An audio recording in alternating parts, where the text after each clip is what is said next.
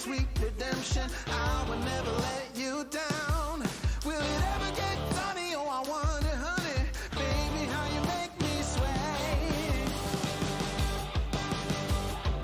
You say you will. I'm calling your addictive brand. You say you will, yeah. I'm crossing the obsessive line. You say you will. I'm calling your addictive brand. You say you will, yeah. I'm crossing the obsessive line.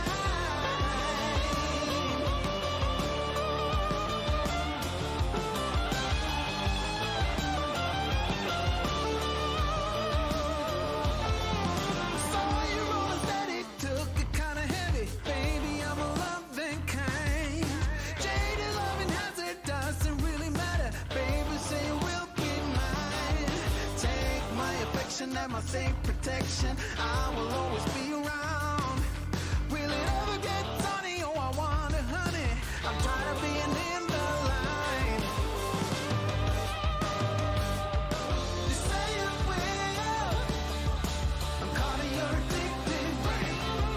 You say you will, yeah. I'm crossing the obsessive line. You say you will. I'm calling your addictive brain. You say you will, yeah. I'm crossing the obsessive line. You say you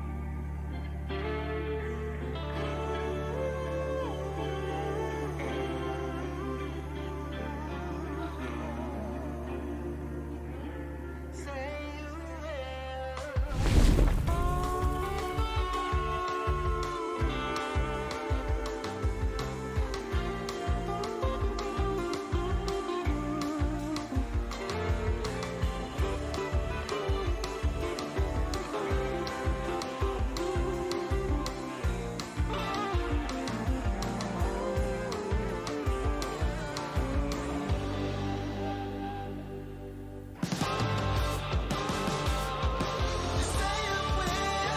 I'm calling your addictive brain.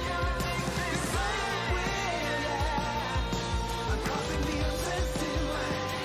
You say you will. I'm calling your addictive brain. You say you will, yeah. I'm crossing the obsessive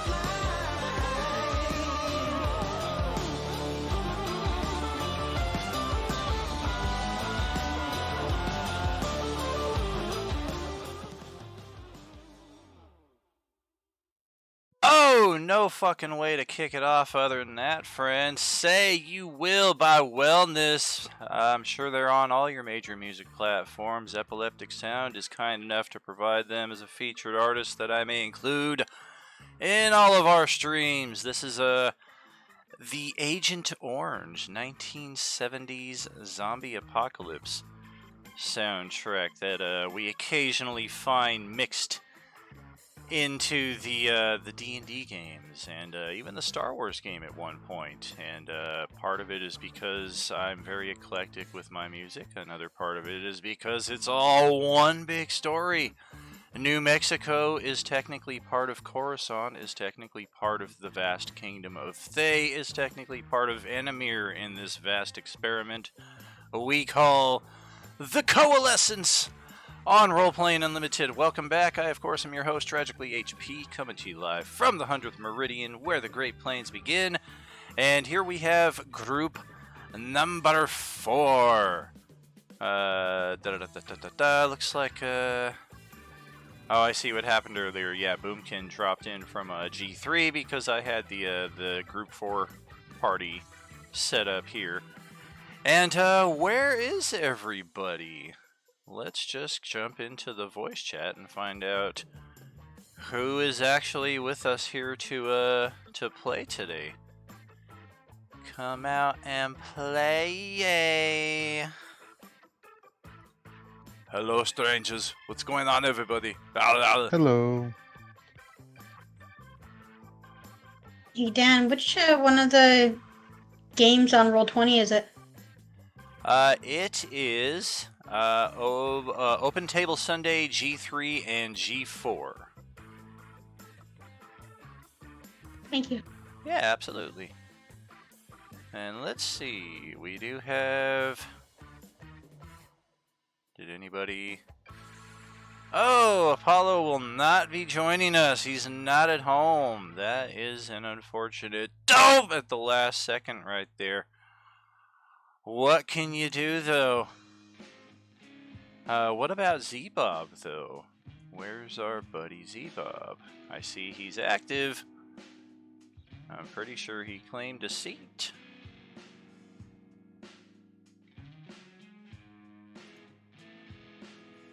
Double checking, double checking. Yeah, it's his sub-reserve day. Otherwise, we are also missing Rosie. And we do have Corlupus, very nice. We have Pop-Tart, welcome, welcome. Poyoshi. And Valtherus joining us once again, but yeah, Z-Bob and Rosie. Alright, looks like you're getting a tag, friends!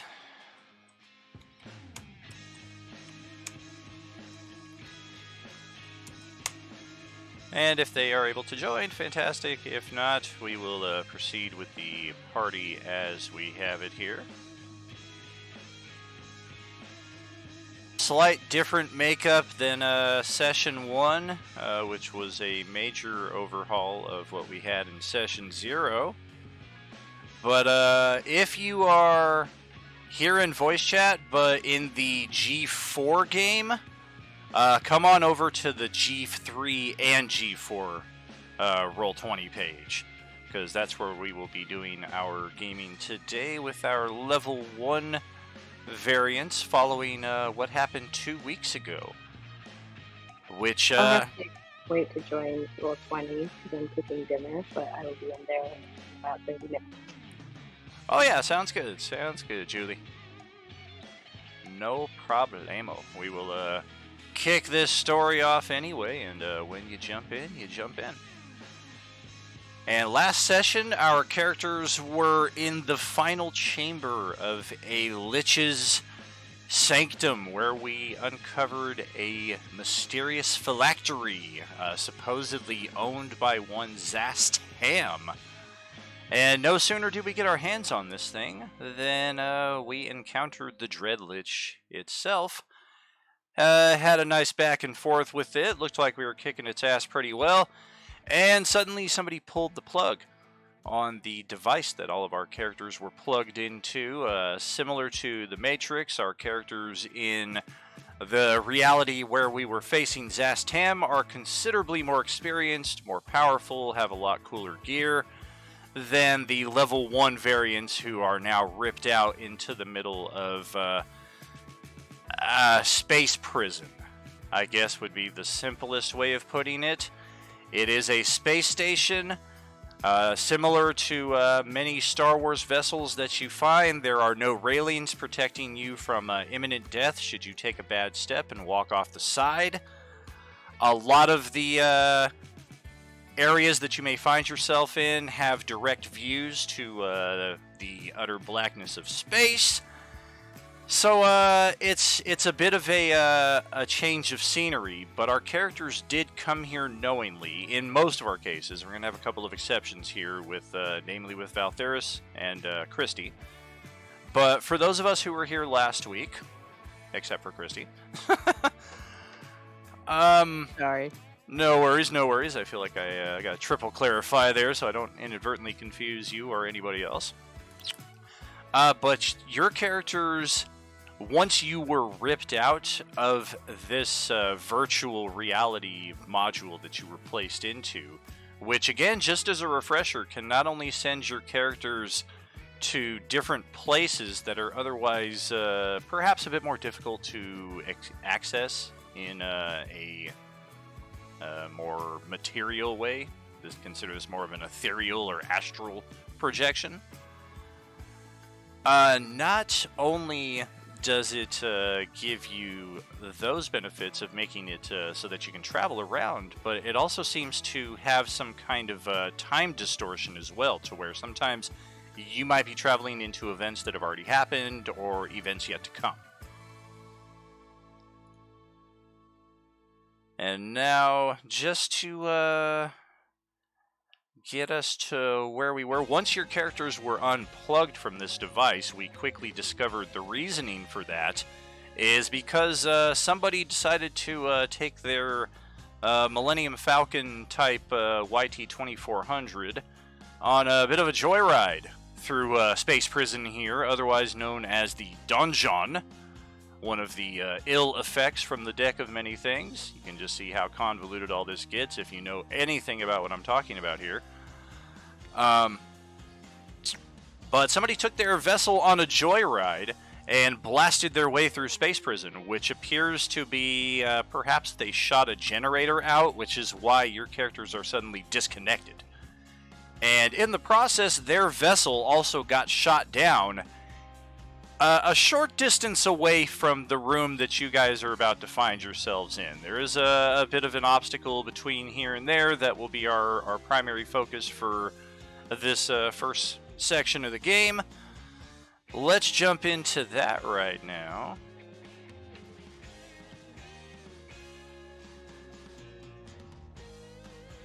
And might have to, yep, already going to have to make some changes to this. Alright, let's try that. Replace. And sorry, Christy. You get the pod of least desirability. So what we have here is one particular wing of this space prison, which has a very evil beholder type theme present in these statues here that see all, apparently. So once this area was put into any kind of peril, we can see remnants of the spaceship crash here in this sector of the room where rubble has just completely come down, covering these doors here, preventing anything from coming in or out, seemingly. But the statues themselves, once your characters are ejected from the pods, seem to have released some sort of robotic sentries. They are placed equidistant throughout the chamber here. And, yeah, that thing's rocking a lightsaber. And, this one's rocking a purple lightsaber. And the problem that at least Christy and Valtheris kind of find themselves in here is, A, they were not part of your group in their recent infiltration of Zastam's sanctum to recover the phylactery. They are, however, people who are ejected from these pods just as yourselves because they happen to be in this same area. So this is how we're going to have our introduction with these two characters here. Hanapata and Colo Colo. Aw, that's adorbs. And before we jump fully into just what we're getting into here, we do know that we are effectively in the middle of a prison break / a prison attack that has seemingly nothing to do with us. We do know we're going to have the sentries to likely deal with, because it's their job. Hell yeah, somebody better frickin' grab these lightsabers once this is all said and done. First crew in 8 tables to be like, we got lightsabers, motherfuckers! So, yeah, there's 4 of them on the table. And dare I say, this one even has a little bit more of a pinkish hue to it, or possibly this one. The 3 on the north. And then we've got these ones down here, rocking some bitchin' blaster rifles that are just probably going to shred you all down in a matter of seconds. Ultimately, this will all be for naught. We're going to do character introductions, and we're going to start the bonding experience, and then I'm going to roll initiative, and you're all going to die. I hope that's okay. No, I spent so much time in this one. Kill Luna Damn. instead. Okay. Luna That's is true. Luna is currently under here somewhere. Purple. Actually, didn't I get transferred to another realm? Yes, you did. Purple, absolutely in memory of Ben, and it is something I want to take a second out here for, just to acknowledge. Sharena is gaming with us here today. Sharena is Ben's wife, and we all miss him dearly.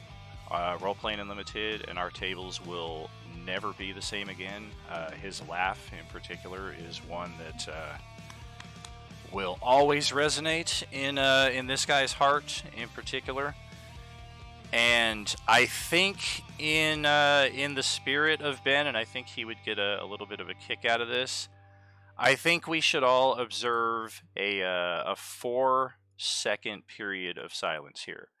And it's 4 seconds because that's usually about how long it would take him in or out of game to either completely destroy whatever foe I had on the table or to unravel whatever plot I had at hand. Love you, Ben. Miss you, brother.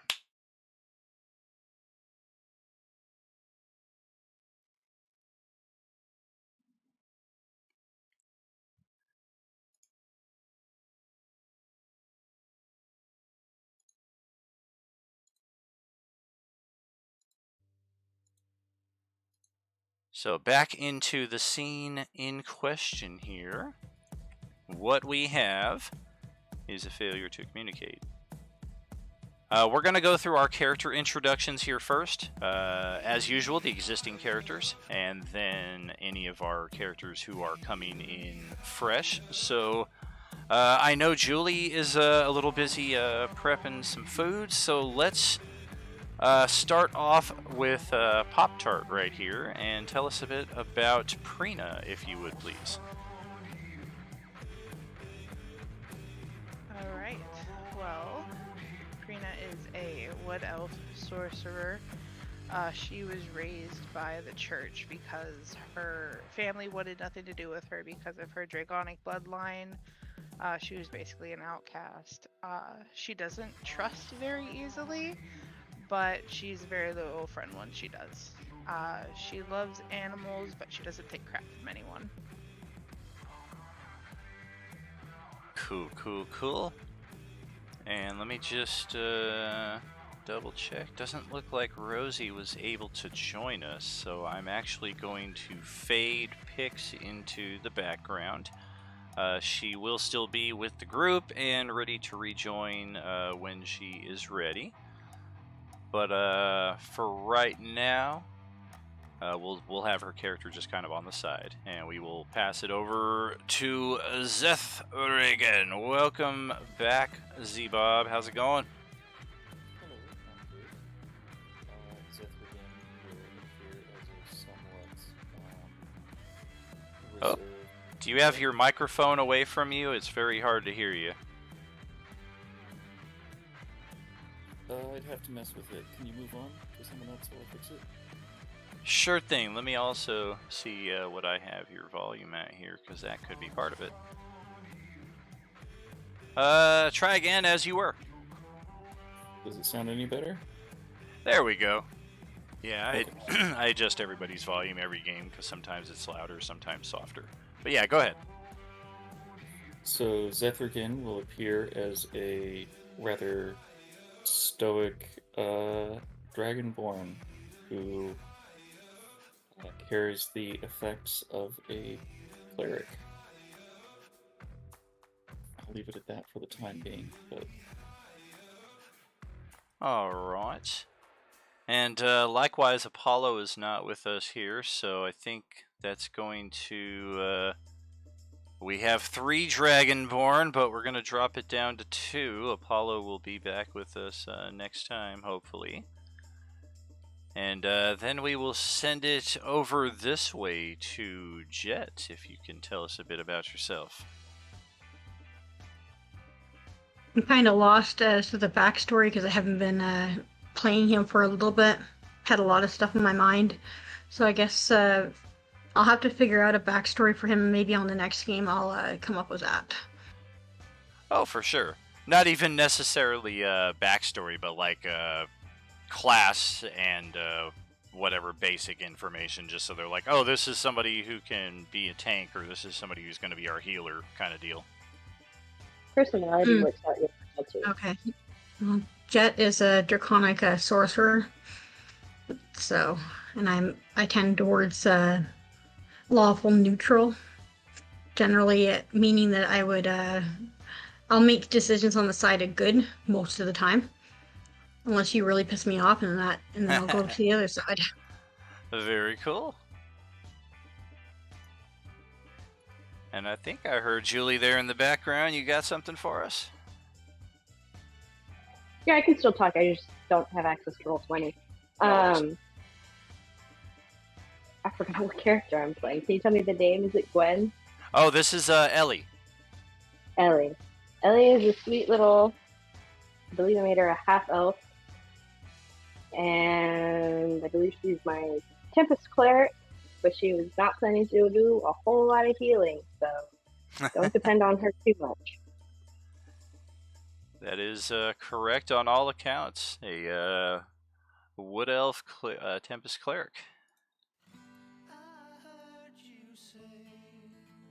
And then we will proceed to our new arrivals here, who are I already kind of went through this with Christy, but in your case, Val, since you're bringing in a new character, you might be a little scatterbrained for a while. It might be a little hazy as to how you got here, what it was they imprisoned you for in the first place. What you are sure of is that while you were inside of this pod, you were basically a puppet on a string. They were using you to do all kinds of nefarious deeds on behalf of beholders and illithids, and you're not even sure how real those experiences were. So coming out of this into this environment is definitely going to be a bit of a shocker for yourself and Christy's character alike. So take that into consideration as you give us a bit of detail about your character. So Hana is a small, like 3.5 foot tall otter, and the first reaction to being ejected of the pod is, "What the fuck's going on?" and surprise, chittering squeaks. And as I look around and try and gather the bearings, realizing they're not surrounded by illithids and such, so they're not entirely sure what to do. They're just kind of looking around confused. Helpful, but confused. They've got dark brown patches on their sandy brown fur, and they've got the standard equipment of a ranger. Along with a fishing spear instead of a normal spear. It's a 3-pronged fishing spear. Oh, alright. And we will have Christy give us her introduction now. Hi, I'm Colo Colo. You could call me Colo for short. I am a cat. I am a cat folk druid, Malkin cat folk, so I'm basically like just the slightest bit bigger than a house cat. Like you wouldn't be able to tell the difference. I am 2 foot 6 inches standing on my hind legs. But I am a retired spy from planet Neptune, and my last mission I was stationed on Earth, and my target was eliminated, and after that I retired to travel the universe. She comes off as a cute, innocent little kitty cat, but she uses her spy instincts and skills to take care of business. She's curious by nature and loves learning about new creatures or lands, so That's her, and she does know cure wounds, so at least we have one thing that can help us. Hallelujah! So, to get us back into the scene where we're at, first I'd like to direct your attention to the central fountain area here, where there are all manner of weird little tablets in different shapes. And those of you with a passive perception of, I don't know, 7 or better, can make out similar... well, if you note each of these pieces, you gotta zoom in a little bit on them. But if you note, each of them have a hole in the center. And you note on these doors that are locked off to the left, there are a number of pegs that are sticking out in a weird random pattern. And it doesn't take much for your characters to at least connect those first dots of this appears to be some kind of puzzle door over in this direction.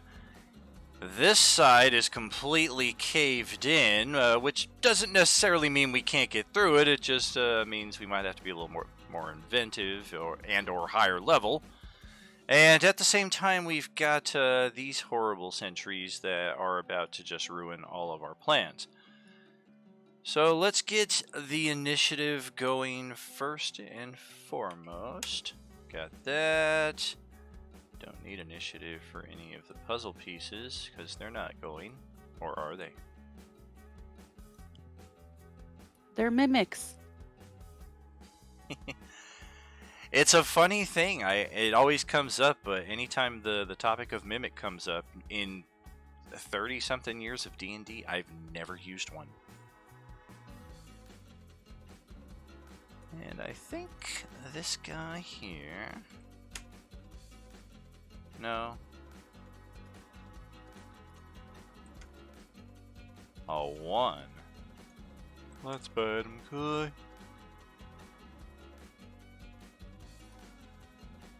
Go with that, and how about you over here? Good gracious. This whole week, my dice have just been... You suck, you jackass! Let's try this guy. There's something. 19 is very good, I should say. Okay, let's order this up here. Ooh, I got an Instagram alert on my Roleplaying Unlimited account that Daniel Phillips posted something. I know that guy. Okay, so our top initiative here is gonna go to one of the more confuselated members of the party here, Mr. Hannah or Hana. And even if you tell me, I'm gonna get it wrong half the time. Hannah. Hannah! Alright. I will try my best. I was running into that issue with Kyrios earlier. I kept calling him Moss, and he was saying Mass. And Prina will be up next, ejecting from pod number 6. After that, we've got a pair of Oh Dear God Sentry attacks, followed by everybody else's initiative, which is a 5 or lower. Colo, Jet, Ellie, and then Zeth Reagan all the way on a 1. So, yeah, not the best start here. And in the case of the two of you up here, not only are you a bit more confused as to where you are and what's going on, but the rubble around you creates an immediate impediment, as you are ejected from your pod, but then you're surrounded by falling rubble. So let's begin your first turn here, Valtheris, with a dexterity saving throw.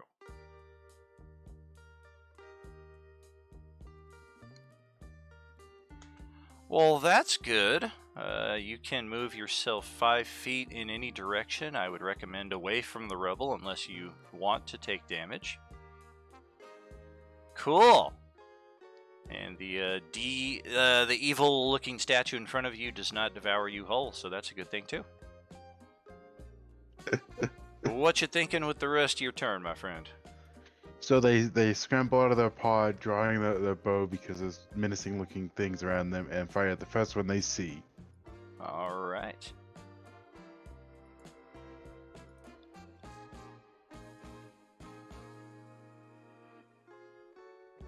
Maybe this one? Yeah, that works. This Does is a some 13 hit? easy listening, slow dancing music for Valtherus' first bit of ass kicking here. A 13 is a near miss, buddy. They have a 14 AC.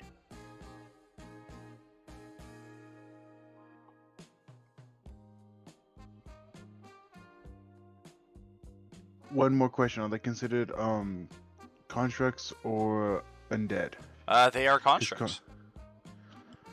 Let me see what favorite enemy does with constructs. Okay.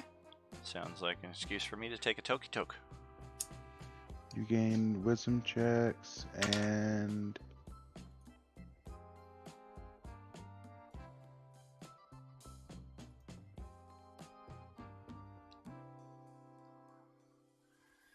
Good God, this Boba Fett is something intense. I don't need an excuse. That's right, man. I don't need it. But when I don't have to... oh, it only gives me extra damage. Doesn't raise the attack roll. Gotcha. Okay, well then let me check my other little thing here, because I might have something for you. Thought I remembered seeing your name on the old HPTV pins. No, that's the HPTV voice channel. There it is. Okay. Did I get another? No.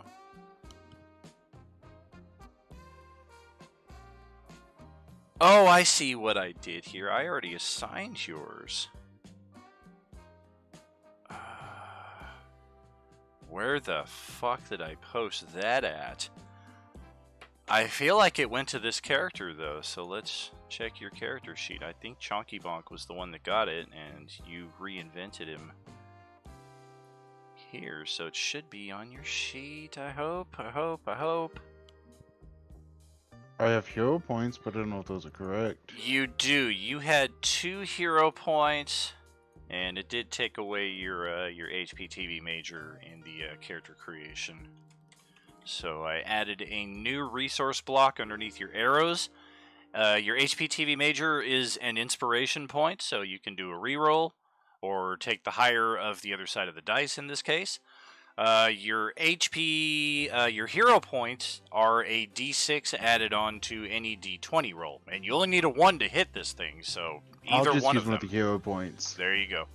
Click the hero point button just to see what you get, and perfect. Yeah, it also reduces the number too. Maybe you did that. Alrighty. So there we go. That's going to turn a miss into a hit. You're going to deal 9 points of piercing damage, and this thing appears to have resistance against non-magical damage. So just a Damn. tiny shred of damage off of this steel construct here.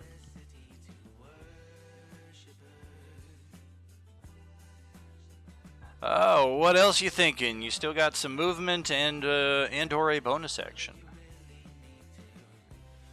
For movement, I'm just gonna move down towards the center so I can get a clearer line of sight and hide on the edge of the, if I can, on the inside edge of the fountain. Just kind of like sit there on the inside edge of the fountain so I can see everything. All right.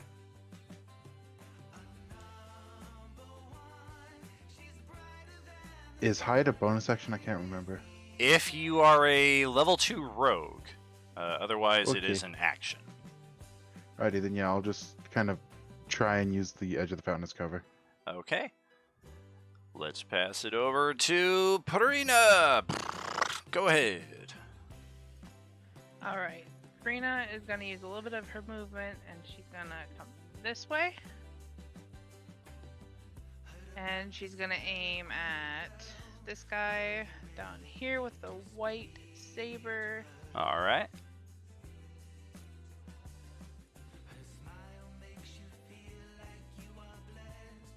It didn't roll.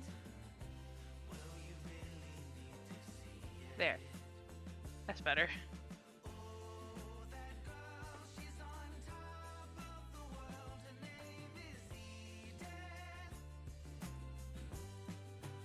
It only rolled the damage the first time.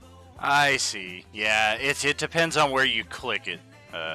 User error. It happens. You'll figure it out. 17 is good to strike. And which element have you chosen to afflict? Lightning. Lightning! All right. Well, 10 points of that even. I think we should go with the 13 you rolled the first time because that's better. And yeah, that's a good chunk of hit points right there. Unlimited power. Alright, and for the rest, I'm gonna jump back over here, kind of hide away from him, so disables line of sight. And that would be my turn. All right. Well, shit.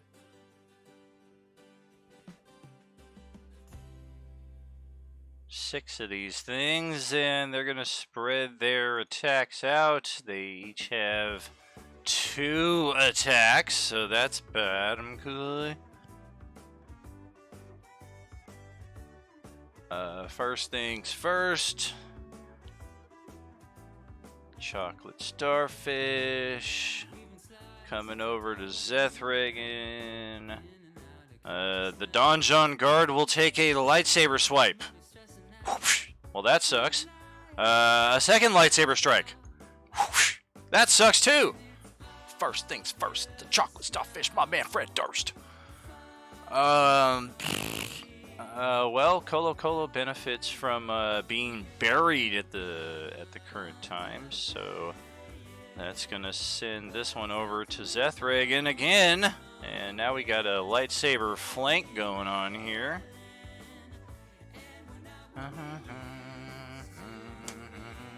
Good gracious! Come on, guards! What is this? I guess their training wasn't very effective. Yeah. What are they, stormtroopers? Forgot to take their attacks properly. Yeah, they did. At least the 4th attack benefits from the flank bonus, so a 21 to hit Zethragan for a massive 5 points of lightsaber. Oh, mediocre! Just watched that movie a few weeks ago. The whole series, actually. I've adjusted it, but it's not adjusting it on the token. Interesting. I see it on the token. It's a special way to plug the GIFs into the chat. I used to have a shortcut for it, but I forgot to copy it over to the campaigns. Z-Bob definitely seems to know it of his own accord, though. Seems if you're curious, but you want to be careful about which GIFs you share. Very true, very true. Okay, let's difficult terrain, difficult terrain, difficult terrain. And yeah, it's at this point that its scanners will register something living there in the midst of the rubble. Colo Colo has not yet taken her turn. So it's oh, and she just left the chat too. She was too afraid to get hit. Sorry, Christy, that's not gonna save you. Lightsaber, lightsaber. Well, I guess that is gonna save you since I can't roll anything better than a fucking 7 tonight. Sorry, I left the chat so I could hear the Switch or the Twitch stream. Gotcha, gotcha. It was overlapping, so I couldn't listen to the Twitch. That makes sense. Even with advantage, this thing is like trying to attack you while you're attempting to dodge rubble here. We haven't yet seen the results of your dexterity check, so it has advantage on its attacks, but unless your armor class happens to be a 9, no go in there. So we'll send it over to our other lightsaber friend who has a target-rich environment here. We're gonna go equal opportunity 11 here. We're gonna send this one. Oh, fuck that. Prina attacked me. It's going over to Prina. It's gonna moonwalk over to you. Turn around. Take a double lightsaber slash. Oh, dear goodness gracious. And a natural 20 on the first strike will knock Prina unconscious. Oof. And a second lightsaber strike to her downed form will also drop her 1 on the death save tracker. That's just all kinds of bad.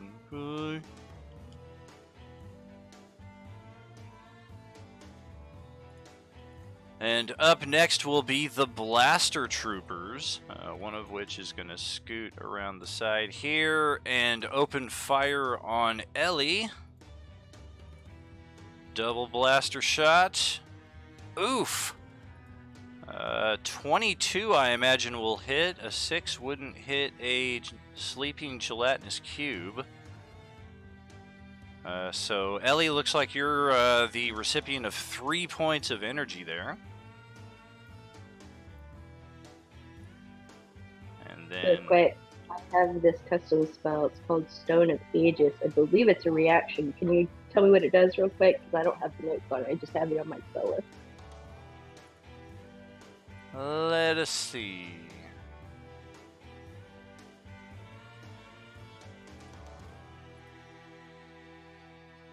One reaction, when you are hit, you gain 5 temporary HP and a +2 to AC, including against the triggering attack. At the start of each of your subsequent turns, bonus action to extend the duration. I would like to use it. That would buff my AC to 20, which I think still hits, right? It does 22. still hit, but you will Okay. soak all of the damage and still have 2 temporary hit points. Awesome, thanks.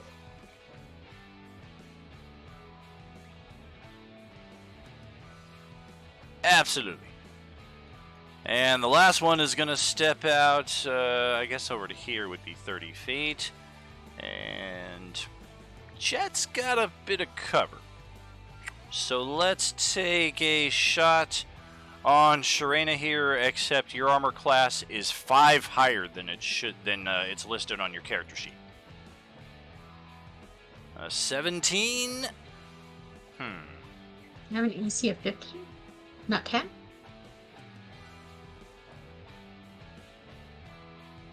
Yeah, I mean, at the minimum, your AC is an 11, because 10 plus your dexterity bonus of 1.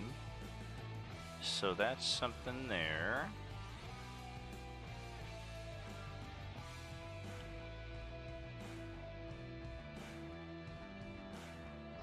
Otherwise, it does look like one shot did get through just around the corner. Your AC with the +5 looks to be a 16. And they struck with a 17. This is not a crit. Absolutely.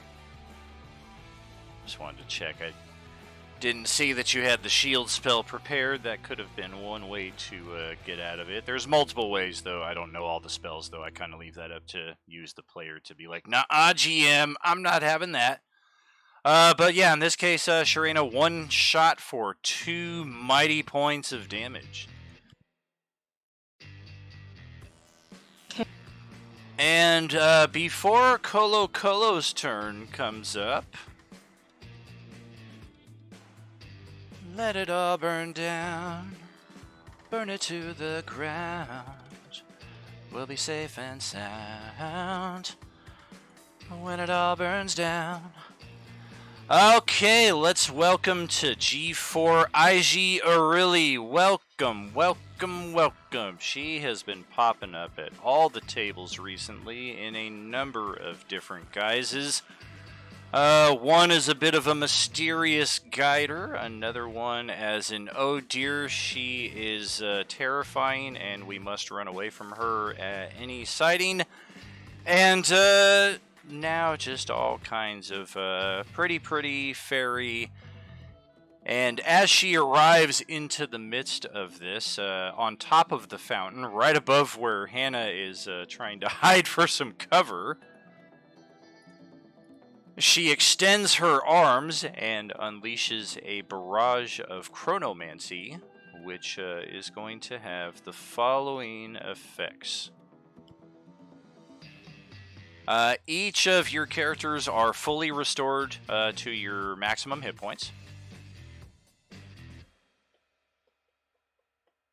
You may also take a 30-foot move in a direction of your choice.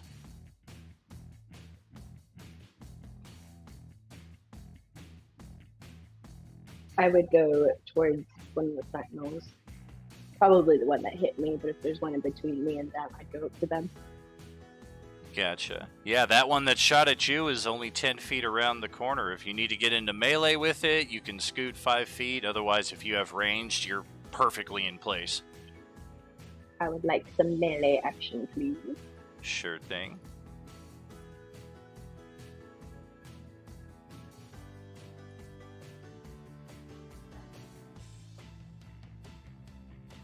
And in your case, Christy, this would actually prompt your dexterity save to determine just what kind of movement options are available to you. Okay. Perfect. You successfully... Well, it's really easy to dodge the rebel when the whole frickin' room has stopped in time and you're the only one moving around. You just kind of casually walk out of the rebel over to, say, about here. And then you've got your 30-foot movement after that.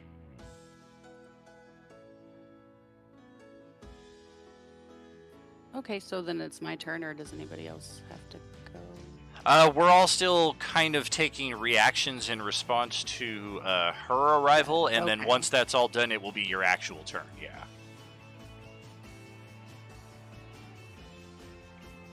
Well, what if I wanted to go back over there anyway? Oh, you want to go back into the rebel? Oh, isn't there that guy right there?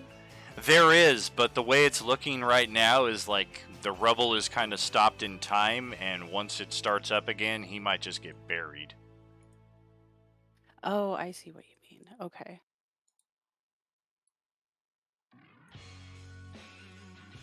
And in the midst of your characters choosing which directions you're going to go, she shouts that these foes will continue to come.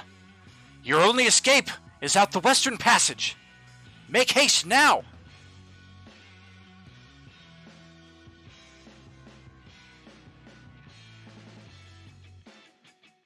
And if everybody has taken their movement, Sharena, did you have any move you wanted to take there? You get a free 30 foot. Okay. I was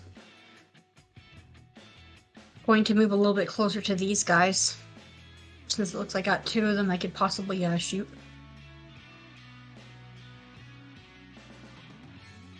Gotcha. Just And gonna... not so close that they can have a flank. All right, moving over that way. Everybody else seems to have moved. So, with that in mind, time will resume. The rebel will continue falling. We'll see just what kind of dex save this guy rolls over here on his next turn, or its next turn. It's a construct. Colo, that will bring it to your actual turn. Okay, so when I look over here, there's two doors. Sorry, over here. Is that correct? Correct. To the west, there are two doors. Right over here. And then these little puzzle pieces, how big are they? Like, can I hold two of them? Oh yeah, they're pretty bulky, like about the size of like a tablet. but they're pretty thin as well, so technically you could like stack a few of them. Zethragan totally could have moved though, like time had stopped, so there would be no retribution should you choose to take that movement. Okay, I'm gonna pick up these 2 puzzle pieces that I'm close to, so I don't have to take movement to do that. All right.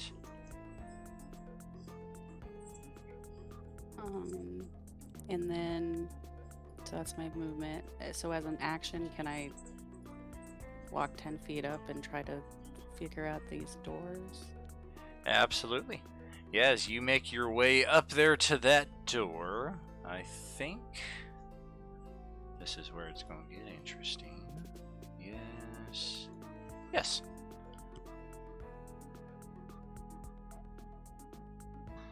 Welcome to the puzzle door, Christy. You are the only one on this page. Everybody else is still on the battle map. We can freely move back and forth as need be, but you do see the precise pattern here on the door. Just for where these pieces might go, once other players get here, everybody can move any of these pieces. And it does appear once we gather all the pieces from around the room, there's way more pieces than we're going to need to assemble this puzzle. So some of these are definitely just unnecessary.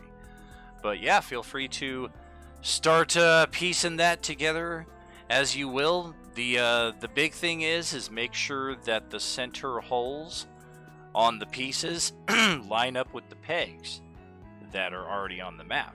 That's the tricky part. Oh yeah, I'm not even paying attention. Can I I help her allowed since I'm at the door? Move the orientation of them? You can shift them around if you so wish. Yes, indeed. What was that Mandy saying something? Since I'm at the door, can I help her? That sounds reasonable. Let's move Pop-Tart. There you are. And yeah, that would pretty much conclude Christy's turn in combat, so we'll move it over to Jet.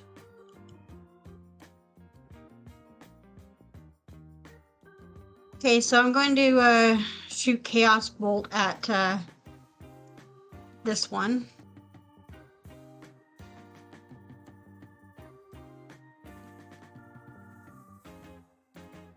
Injured one to your left there. Yep. All right.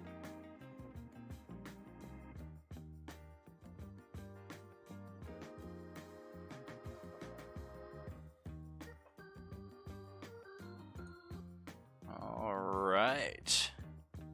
Once again, we're missing the AC by a couple. These things have 14 armor classes. A 12 is probably just going to impact the metal surface, but not do any damage.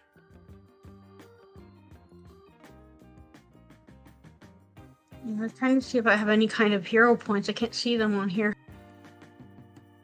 Yeah, I don't think you had any on your sheet from any HPTV, which is the pretty much the only source that they would come from at this point. Inspiration is another matter. I don't think you had any of those either, but I know other people potentially have those, and you can use them for other players. Likewise, they can be purchased in the Twitch stream for the low cost of 5,000 Beskar bucks if somebody wants to purchase a inspiration for their favorite player. So a few options. I don't know who's got any hanging around, but I know I don't.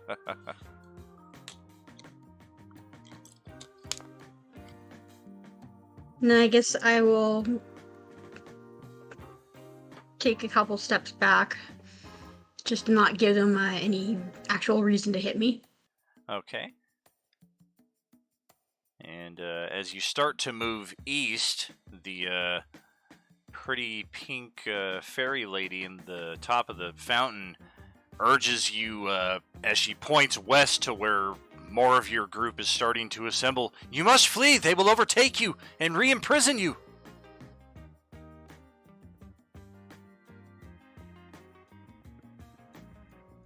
I'll happily move back that way when somebody helps kill off those guys. Well, let's send it over to Ellie, who is the farthest from the party at this point. Point blank range with a blaster trooper. Alright. I was looking at my character sheet, so I had a copy of it on my phone. So I kind of know what I want to do.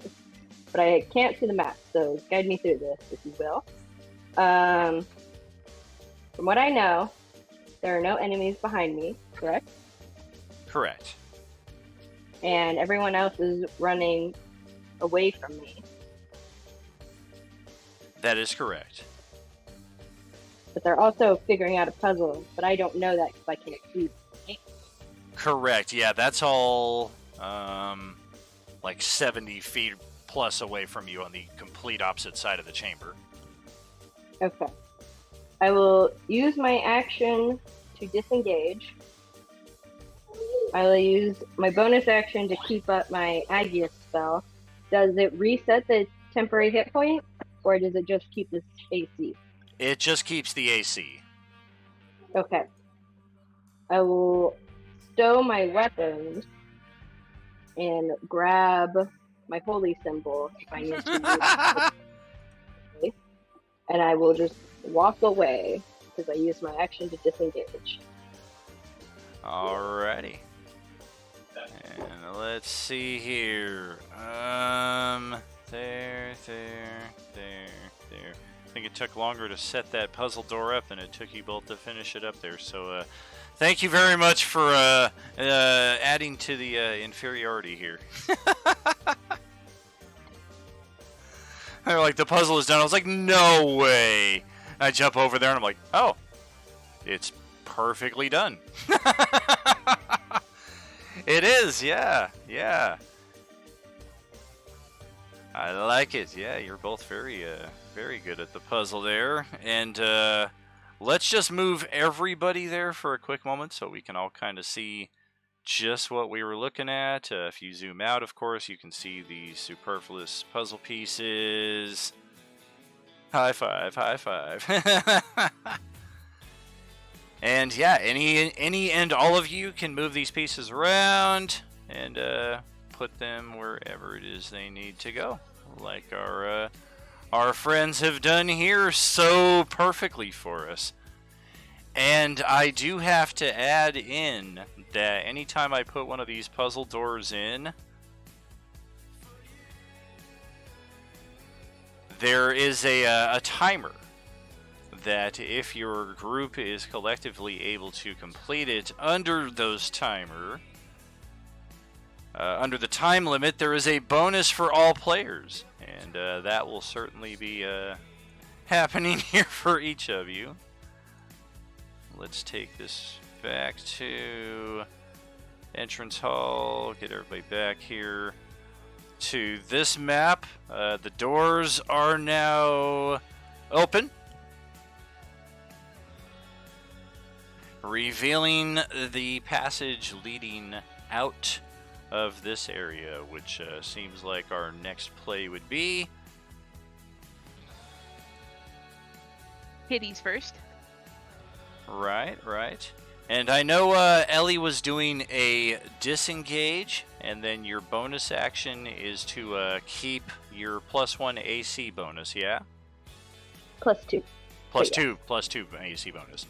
And then continuing to move away towards the rest of the party, yes? Yes, sir. I Alrighty. should be about 30 feet away. No, 40. Oh, You said 40. it was 40.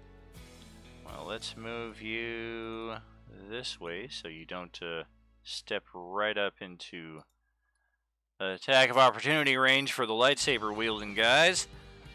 And Zeth Reagan, that'll pass it over to you. That reminds me, I wanted to ask, is it possible to stand on this tile? It is. You're kind of like under the stone tentacles, so it's a little eerie, but it's totally you can stand there. Okay. Then yeah, I would have moved there earlier. Because I want to do Thunder Wave. Ooh. And Zethrigan slams his foot on the ground.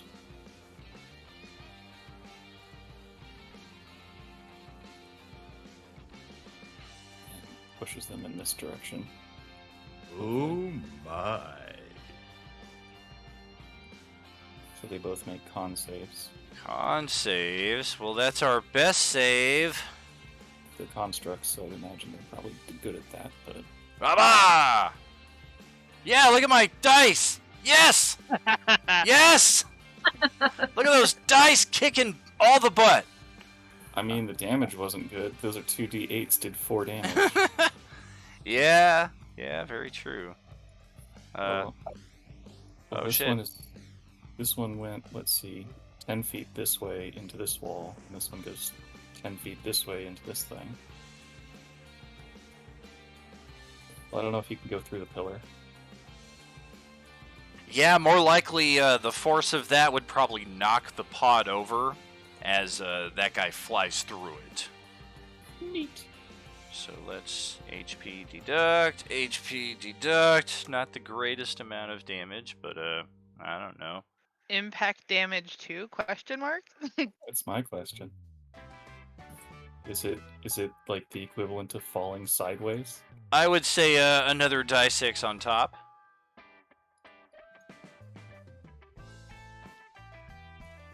That's not a war face. Let me see your war face. Ah! I guess they both take an extra 4. An Bludgeoning. extra 4. 4 bludge. Okay. And yeah, he will slam his foot down, knock those guys. Apparently one of them went through the thing, and then Zephyrin will run over to where everyone else is. Okay. And top of the initiative here again, that's over to Val, which even though we can only see 10 feet until the map goes into the loading zone, it does appear that it accesses a centralized corridor that can get you, hopefully, out of this prison wing. And Ellie and Jet are where? Ellie is right over here, and Jet is a little bit further behind right there. Hannah's gonna sigh, shake their head, and open fire on the lightsaber one to try and get Jet enough leeway to get through without getting hit. Sure. Sounds good. Ba-da-da.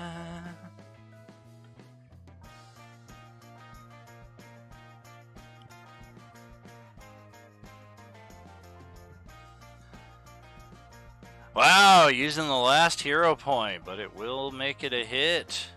Oof, good damage too. Alright, anything else there? Holler as loud as they can, projecting their voice. Get your asses to the door! Get your ass to And boss. then scurrying scurrying to a couple steps down here to try and clear a path for everyone to run out the door before they leave. Alright. That way they're not crowding the doorway. And how about for you, Mandy Sue? Your turn has come. Alright. Let me see here.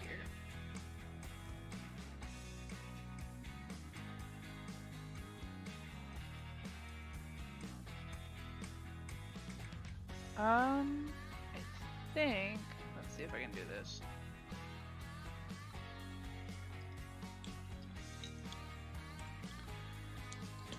If my character sheet will load.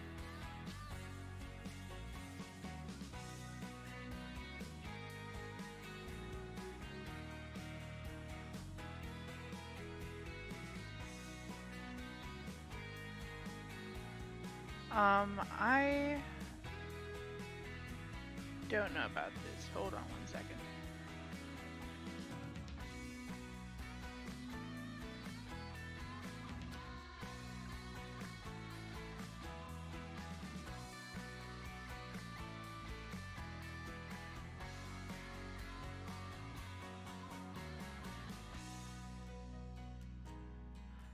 Would 30 feet from me hit the lightsaber guy in front of Jet? Oh, definitely. Alright, then let's do this. Yep, exactly 30 feet out.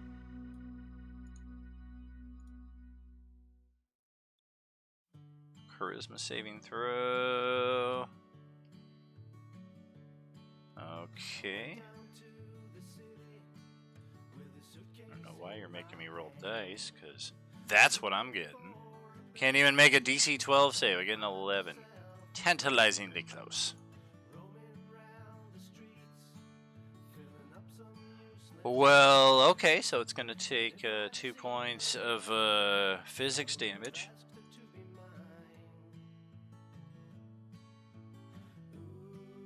And yeah, it will be frightened as well. Alright. And with that, I'm going to get on the other side of this door. That way I don't get hit with nothing. I was already knocked unconscious once. I don't need it again. And then close the door behind you, because fuck them.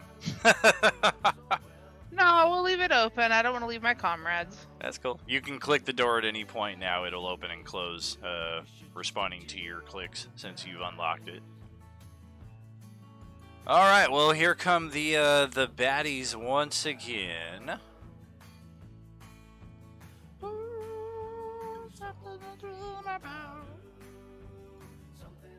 Okay, blaster buddies. We're gonna come around the corner here in pursuit of.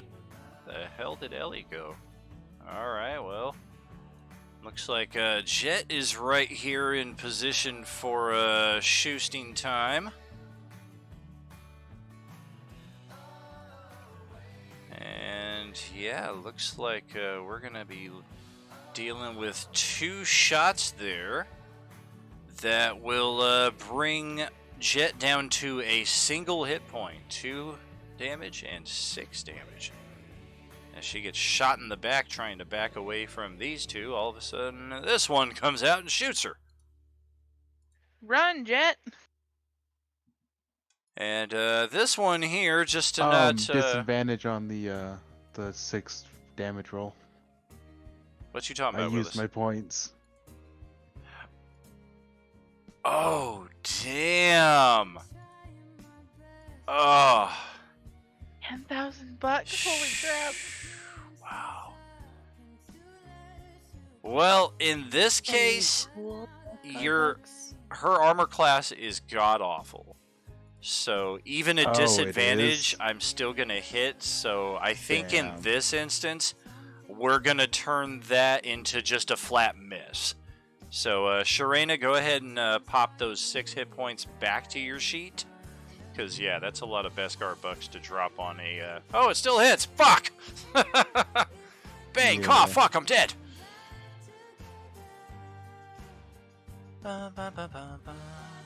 And the next blaster trooper is going to level its rifle at Ellie, who's trying to escape the long way around. And holy crap! I don't got another $10,000. I'm sorry. Oof. Fortunately, a dying character. Fortunately, her armor class is a 20. So the 16 misses, but the 20 will hit on the dot for 6 energy. So Ellie is going to take a bit of damage there, if I can get her character sheet to cooperate. I'm actually on roll 20 now. I can do it. Fantastic.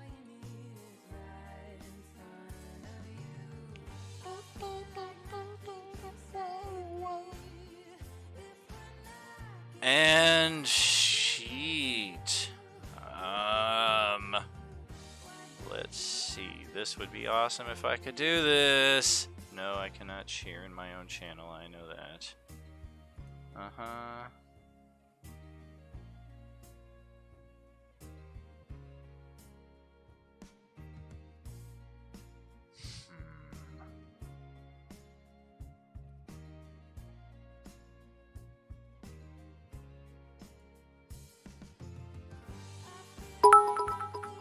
Hey, thanks for the cheer. Valtheris, much appreciated.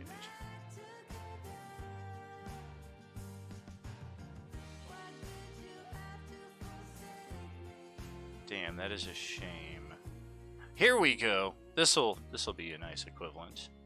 I'm going to redeem a Beskar Bucks thing in my own channel here, because that's just cool.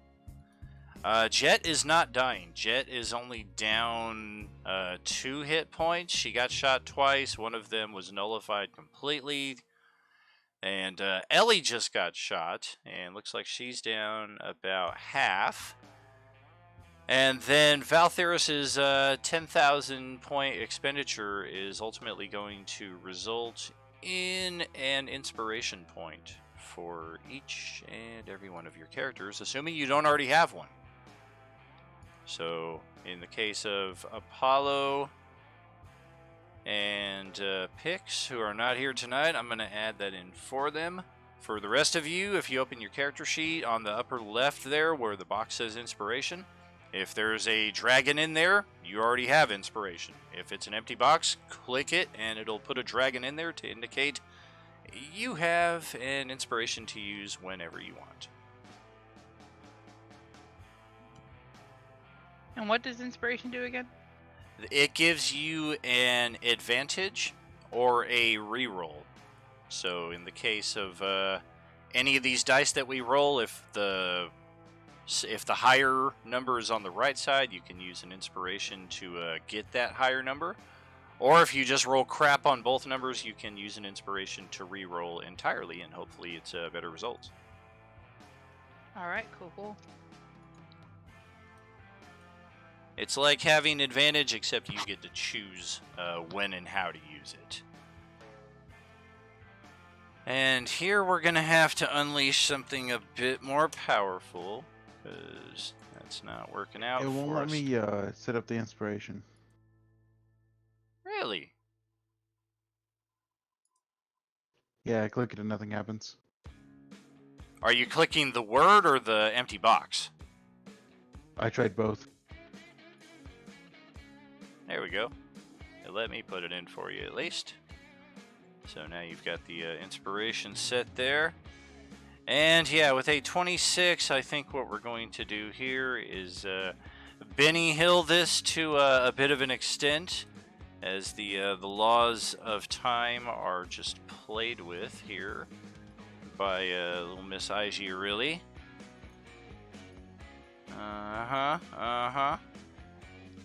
And on the other side of this time distortion, some of you are still in the same space. You just kind of have a feeling like, how much time has just passed? What happened? Why am I still standing here? Others of you, like Ellie or Jet, are moved up a little closer to your party, likely in the direction you were already headed on your last trajectory. And meanwhile, all of your foes are making their way almost in like rewind, like they're walking backwards. They're they're shooting, but the bolts are going back into their weapons, and they're stepping into the rubble as the rubble is continuing to fall on top of them. And meanwhile, our fairy friend here in the center continues pointing down the hallway that you've all opened up. Go! Go!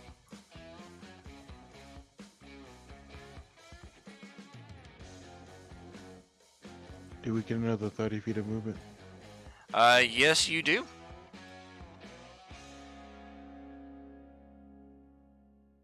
I'm assuming everyone's flooding through the doors.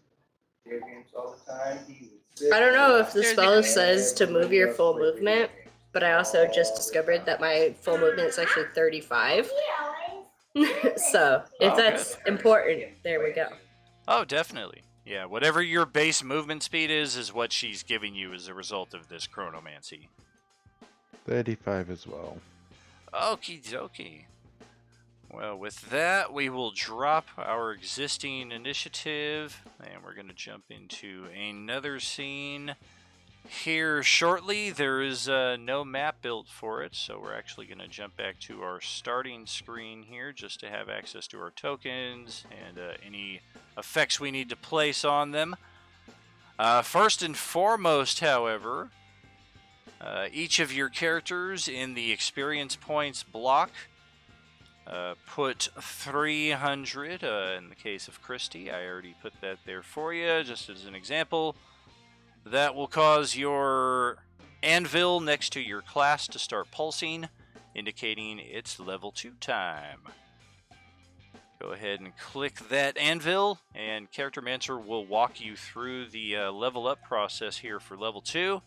And while you're doing that, I will send us to an early break, and we'll come back on the other side of this to see just what's waiting next for Group 4. See you shortly, friends. Are you with us?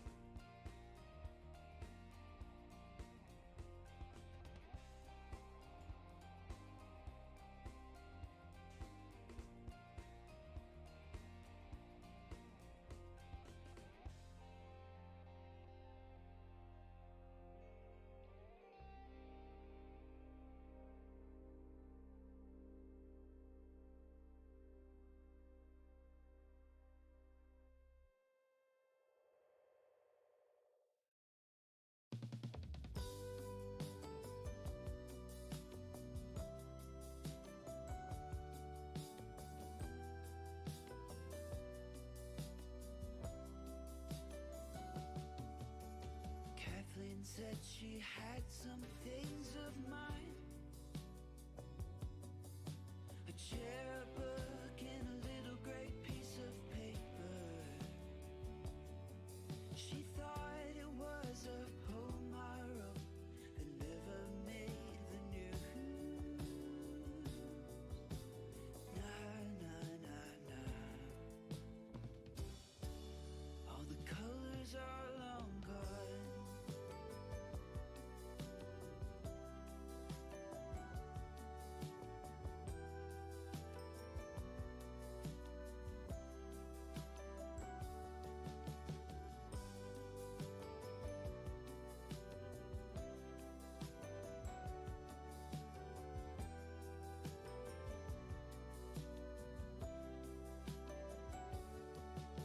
She told me she had met a friend of mine, and Tommy was the best thing that ever happened. Guess the guys I used to hang with are all growing up now too. Nah, nah, nah, nah. All the colors are long gone.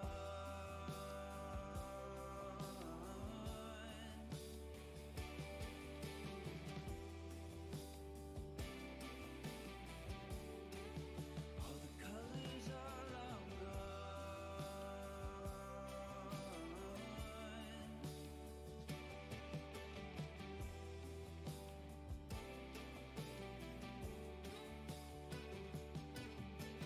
Nah, nah, nah, nah. Kathleen said she had some things of mine. A chair, a book, a little gray piece of paper. She told me she had met a friend of mine, and Tommy was the best thing that ever happened. Nah, nah, nah, nah. All the colors are long gone.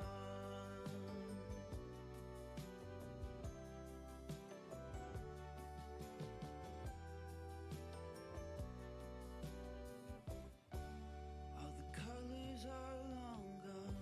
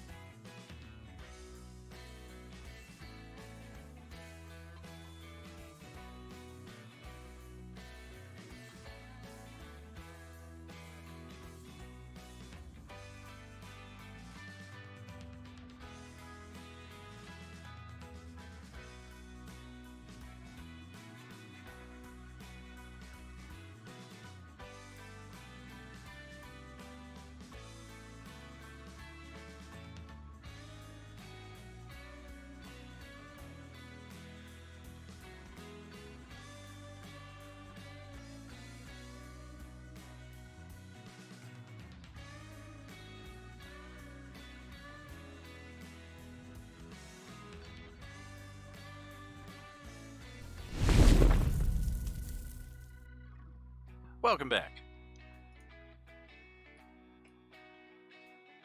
Hey, hey. Howdy, howdy. So our next scene here, is everybody back with us? Don't want to go too far without everybody. I'm here. Sounds good, sounds good.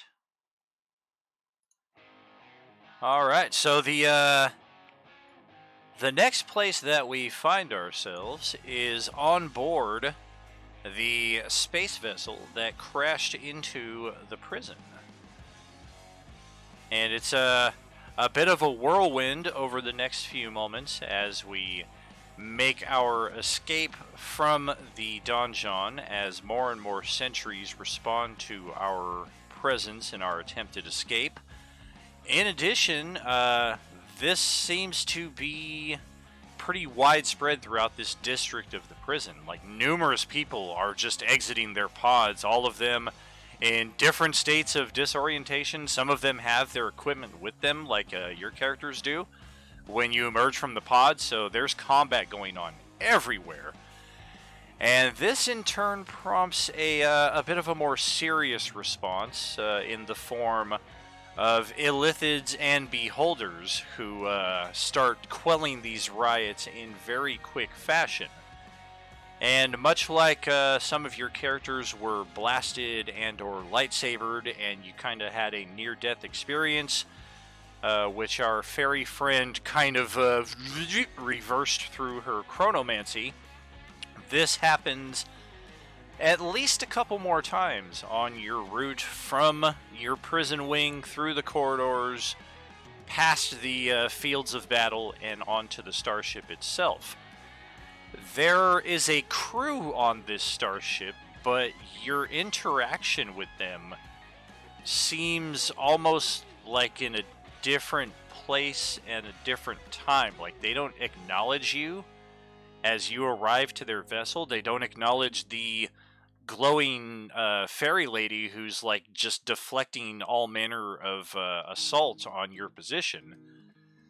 They kind of seem involved in whatever it is that they've got going on as far as trying to repair the ship and get it the F out of here. You are able to make out some of their conversation, but likewise it kind of sounds like they are far away, even as your group is like right in their midst.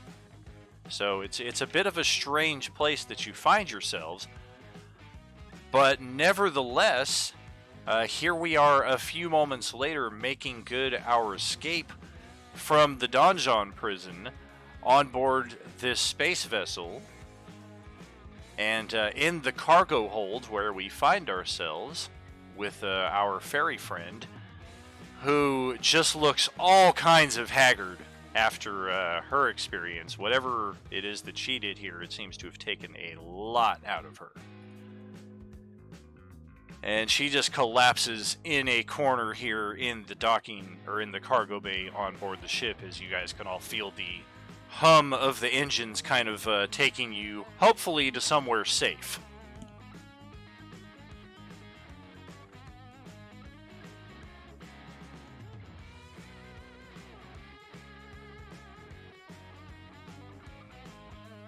Everyone all right?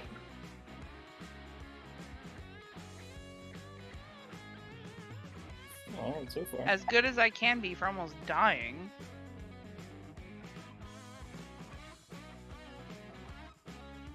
Hannah just gives like a chittering, squeaking sigh of relief. Does anybody know what's going on? No idea. I don't know crap right now. I do apologize for the sudden intrusion, the winded fairy says. I can hopefully help clarify any of that for you. I'm not certain what it is exactly that you know and what it is that you need to know. As far as I know who I am and what I can do, and that's about it. I have no idea where we are, who these people are, or what's going on. Who did this to us?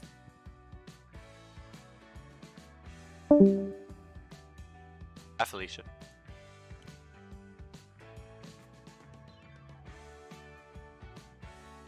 In some of your cases, and she gestures to Hannah and Kolo, You were, I believe, imprisoned by the Illithids during a former attempt to infiltrate one of their strongholds. Whether you recall this or not, I am uncertain, but I do believe in this timeline, this is how you came to be imprisoned in the donjon.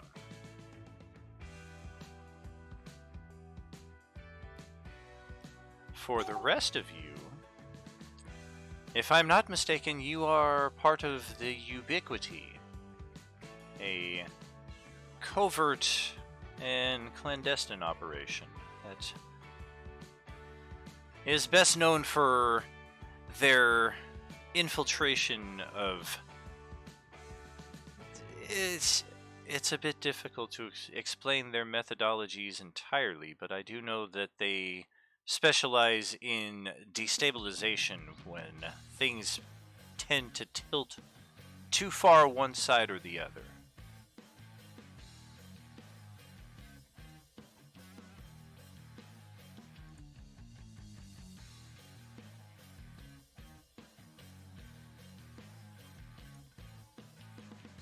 Does that mean you're here to get us out?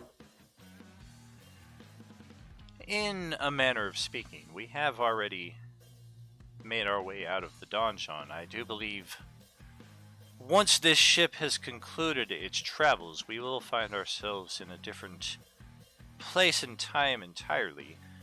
Tell me, have one of you managed to abscond with the phylactery? Oh, this thing. And I'll take it out if it's on my person. Cool, cool. I was the last one to hold it. Good. Yes, you will need that. That is quite important in the task to come. It is but a piece of a whole, and I do believe this ship will take us to the second half, whereupon you will be able to destroy these and the creature that resides within. What creature? Whoa! It is an undead Dracolich known by the name Eterian. It has existed for many centuries and works in league with a group of villainous beings led by Zastam. Are these names remembered by their victims?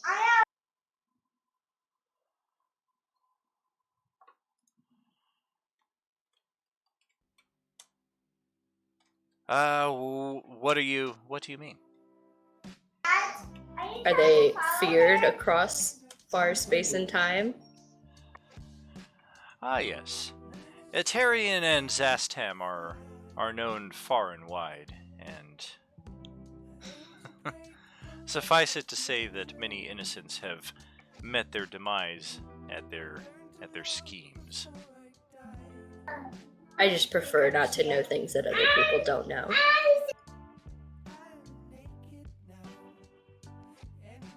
I see.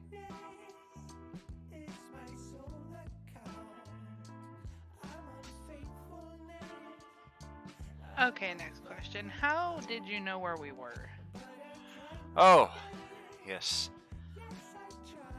As plainly as I can put this, I am from the past. And you may well encounter versions of me that you will not find as cooperative or helpful. The paths that I come into contact with and the powers that I have been burdened with, they create schisms in reality as we know it. In this reality at this particular time, I wish to see nothing more than the demise of Zastam and his cohort, this Dracolich, Eterian. I do know from personal experience there are other iterations of myself that exist in this exact sequence of time who will not share the same aims as I do. Perhaps worse still, I do believe they, to an extent, lack a great deal of control as to when and how they may appear. So I cannot exactly answer how I knew when to find you, why it is that I am there at that time. But I do know that I am here now, and I do know that I wish to see your group succeed. By the way, I'm Ellie. I'll reach out my hand. What's your name? I am known as Aiji. Aiji Aureli. Does she shake my hand? She does. Is it soft hands or is it hard-working hands? These are very soft hands. Okay.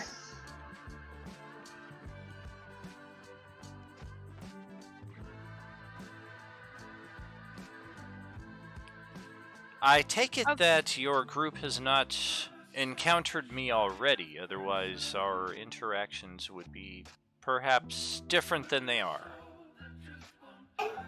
I forget a lot of things, so maybe? But I don't know about these guys.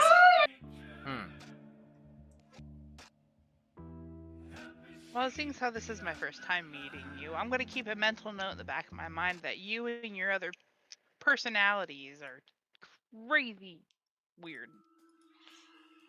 That's a very fair way of putting it. I wish it were not so, as I feel like I'm a pretty good person, but I do know that time changes us all, and when one messes with time, it does tend to push back in unexpected ways.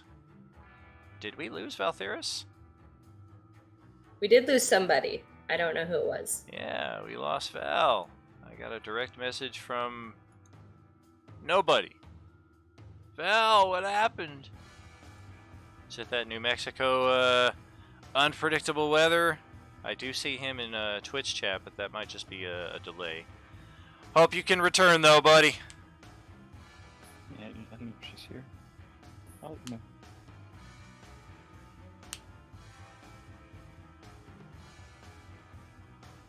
And at this point, let's have everybody roll I guess a wisdom saving throw.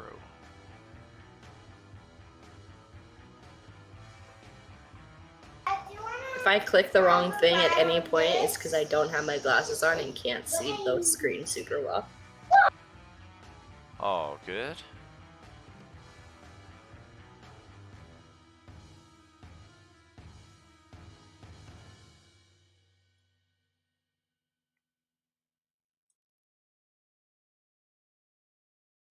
Sorry, I'm new. Oh, so you're not giving somebody guidance. I'm trying to give it to myself. Trying to figure out how to roll. I assumed that this was too quick for us to be able to react to. Otherwise, I could give someone guidance. And I would just assume Zephyr's just constantly casting it on himself for a minute. Ellie's feeling pretty comfortable right now, so she probably wouldn't cast it for herself. That's pretty reasonable. I don't think Zephyr would either. I'm down. Let's see. Who made the save? Nope, nope, nope, nope, nope. 1, 2, 3, 4, 5. Who didn't roll the save? Did we lose somebody else? No, you have 5 players in the voice chat right now. There were 2 people that couldn't make it, I believe. Ah, that's right, that's right. Thank you, thank you. Gotcha. Alright, so everybody failed the save. Well, that's unfortunate. Can I roll a d6 with mine? You're gonna burn one of your hero points? I have 4 of them. Sounds, I would save it. If you do want to use your inspiration, though, to get the natural 20, that'll make it a success. A hero point at best would still put you out of range of success.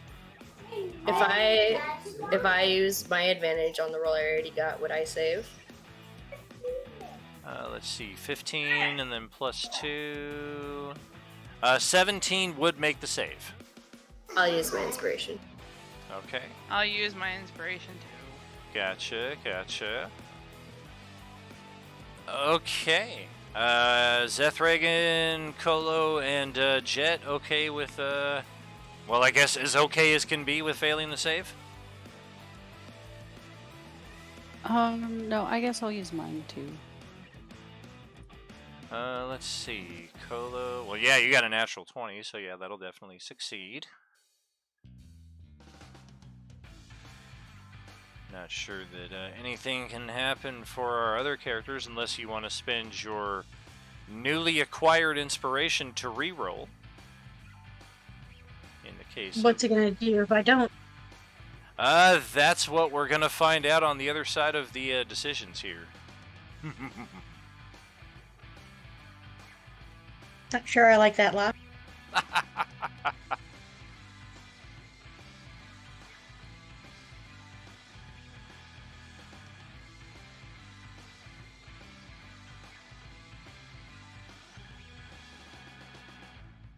Alright, I'm not sure how to make the inspiration work anyway. let's see. In your case, your character sheet. Just click that little dragon to make the inspiration go away. And then roll the dexterity saving throw again. And that's effectively how you do that. I thought you said it was wisdom. Oh, wisdom save. I'm sorry, not dexterity. Nice! So that'll turn the failure into a success. And what about you, Z-Bob? Gonna be the lone failure, or are you gonna burn an inspo as well? Nah, he can be the lone failure. Sounds good. Might be for the best, as the ship suddenly rocks into hyperspace, but we are going back to light speed skipping mode here, as the crew's repairs are not as good as they could have been. And this just causes all kinds of discomfort, especially to people in the cargo hold who are not properly strapped in. You're not necessarily thrown around so much as your senses are just completely screwed with, like your equilibrium, vertigo, all that good shit is just constantly effing with your head right now. And in the case of Zethragan, this has such a profound and instantaneous impact that he just falls unconscious.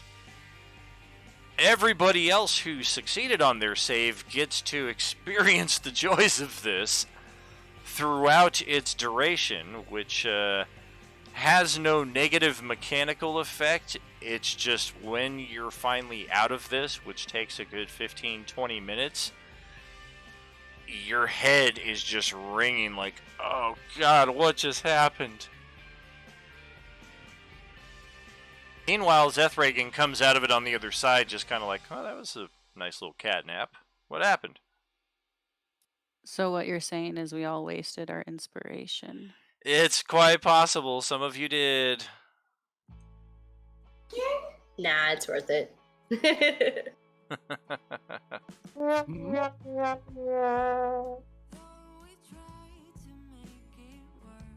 Oh, yeah! Why are you all staring at me? Did you have a good nap? Old man takes a nap for 5 minutes, and you suddenly get all upset about it. I'm not upset. I How asked many him if it times was do we good. have to teach you this lesson, old man? Hey, you take one nap, you. Wait a second, you should know what a nap is like. Back in my day.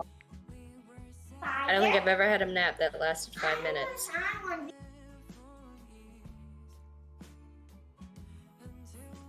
Clearly, you just lack experience. That doesn't surprise me. Years of practice. Yeah, look at us rocking 10 viewers here on Sunday evening. Way to go, RU.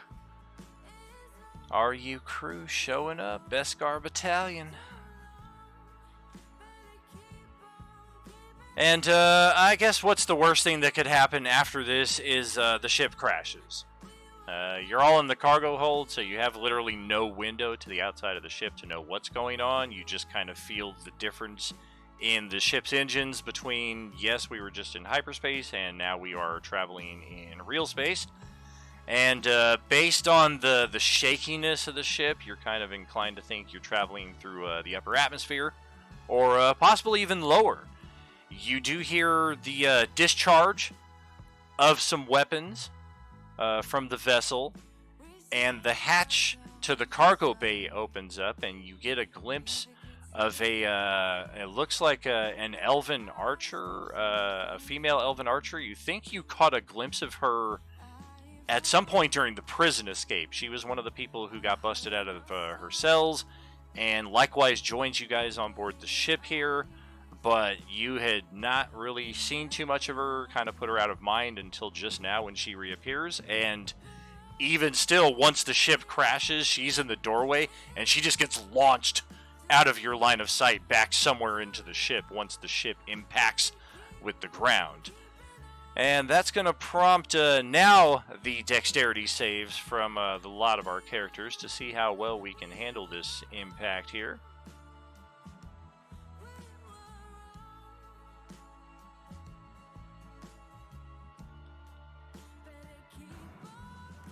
Ugh. What the fuck is that? Oh, God! Oh, my lord.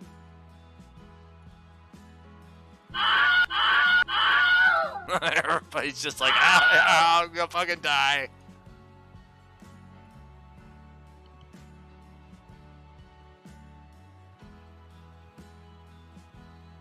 So, Jet kind of has a sixth sense here, as the vessel is like a half second away from impact, and she finds that sweet spot on the gravitron back at the old the carnivals some of us used to go to, and she finds that perfect sweet spot in the corner to where she just uses gravity to kind of ride the crash out and just escapes completely unscathed.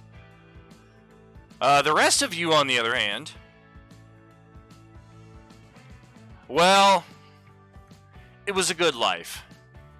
What little of it you lived.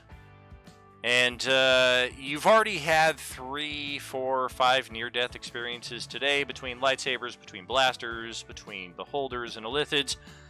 Why not add another one with a ship crash that then on the other side, after feeling your life come to an end in the crash, you're now in the cargo hold. All of you who failed your save are just kind of clustered over here in one great heap, but otherwise unscathed.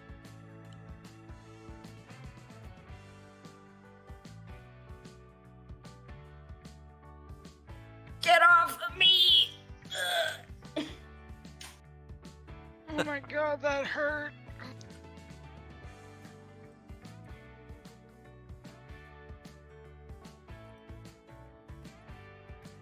There's And- knees in my back. I'm gonna scurry away. And Oh, no. our fairy friend seems to look a little different after exerting a bit more of her power to save you from this crash. And while there is undoubtedly a bit of interest and perhaps allure to her new guys, mechanically it does prompt another save. This one, another wisdom save.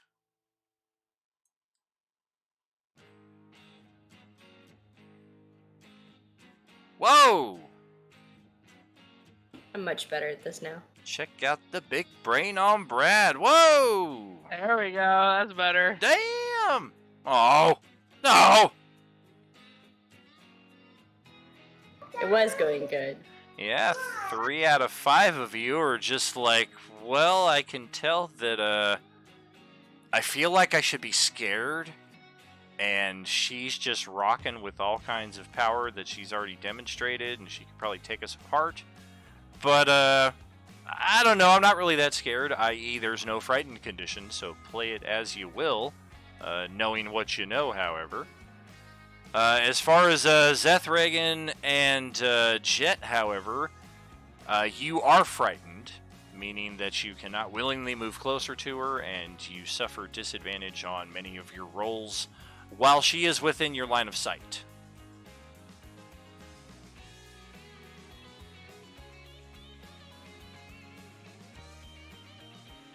Well, they get advantage against it.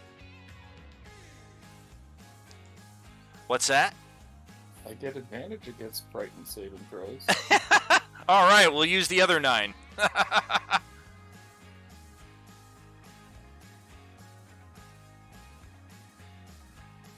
And What if we just use both 9s and then they pass? I always go back to it as John Lennon said, number 9 is the best number because it's as high as you can go before you have to start back over. And she takes a step closer to your group here, and her very being begins to crackle with necrotic energy. And in a much different demeanor, she shouts, "Behold, the coalescence is at hand!" And you sense imminent danger. So before we roll initiative here, what's your play? I'm in danger. I'm trying to get everyone behind me.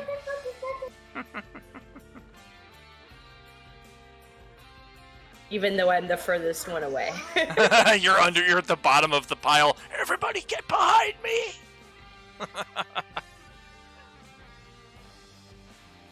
I probably wouldn't say that out loud. I'd probably just start marching forward and trying to get I think it's a goblin that's on me. I don't know if she's here. Yep, her character is here. Rosie is not here with us, however. But yeah, both of the characters in the middle of the pile. Actually, all 3 of them, now that we lost Val, all 3 of them are kind of here in NPC form right now. Oh, ignore that. I like the sound of that.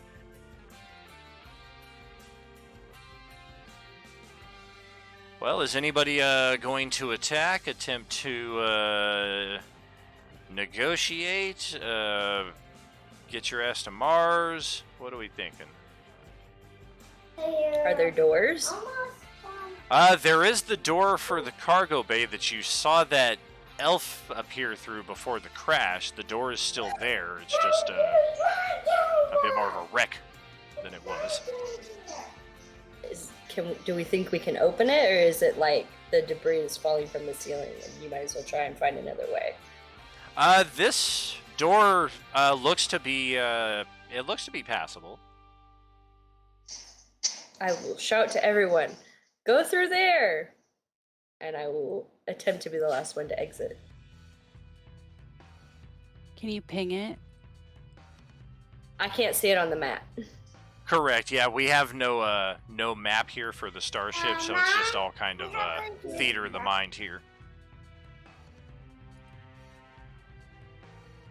I just don't know which way to run. Oh, no worries. There's no need to really move the tokens around so much as just declare, yeah, I'm getting out of here. Oh, okay. Yeah, I mean, yeah, I'm gonna try to get out of there. Okay. And in that case, anybody who is escaping, let's go ahead and scoot your tokens just off to the side here. And if,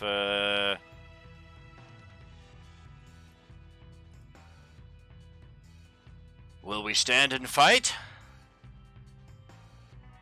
Nah. Just wanted to make sure everyone got out. Alright. Well, she is pursuing still, even once we get out of the ship.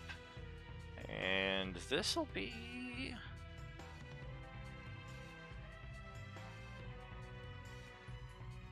have to do a little transmogrification magic here. Can I use some creative spellcasting? I like the sound of that. I have Thunder Wave. It's one of my automatically prepared spells. Can I cast it, and it would be like in a circle around me, and try and make rubble come down on the door so that she can't use this exit? You can. Thunder Wave technically comes out one side or the other. It doesn't like emanate from you like a pulse, but even still, we can. It can totally work for the same effect. I would like to do that. I will spend a spell slot. Yeah, cast it up, and let's see what kind of damage we're looking at.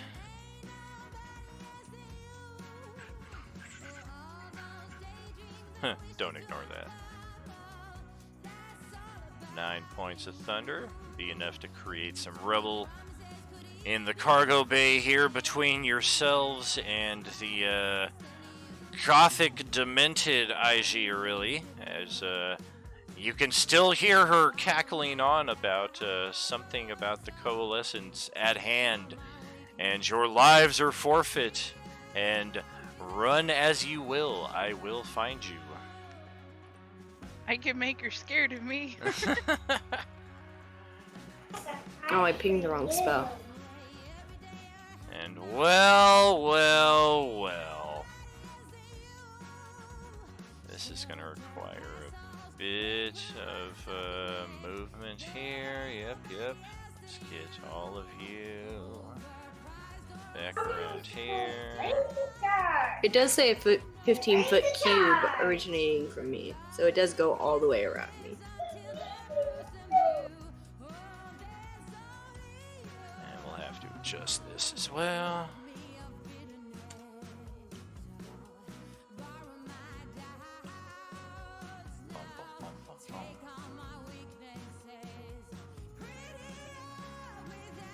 So on this map, we're going to want to focus on the upper right section here, where your character tokens are now appearing.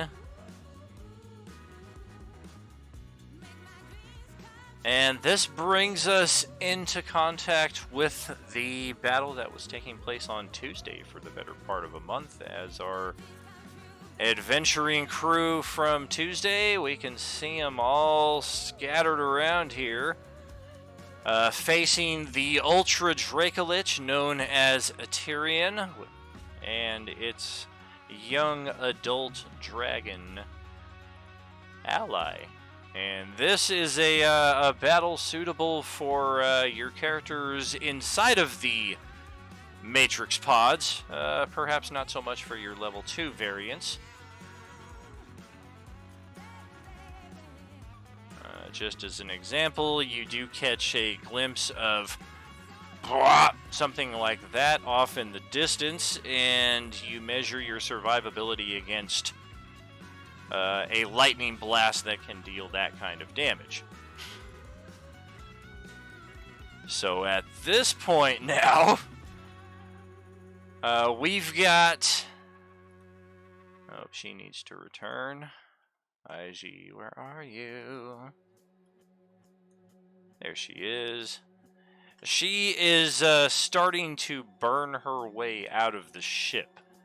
You can see part of the exterior hull is literally starting to glow red, where she is basically just burning through it, and will be outside in short order. Meanwhile, across the fields, you've got a creature that, well, a pair of creatures that would inspire fear into the hearts of some of our bravest adventurers. And then, meanwhile, all the way off in this direction, almost immediately where you start, is a clear open field and a somewhat inviting grove of trees way off in the distance. No worries. It happens as you're testing out your character sheet. Things pop up. Definitely important to distinguish what's a flub and what's necessary, though, so I don't accidentally ignore something that you're like, dude, what about my spell that I cast? It would have changed everything. So, yeah, what are we thinking now? this point. Well, as Alan Grant says in Jurassic Park, head for the trees.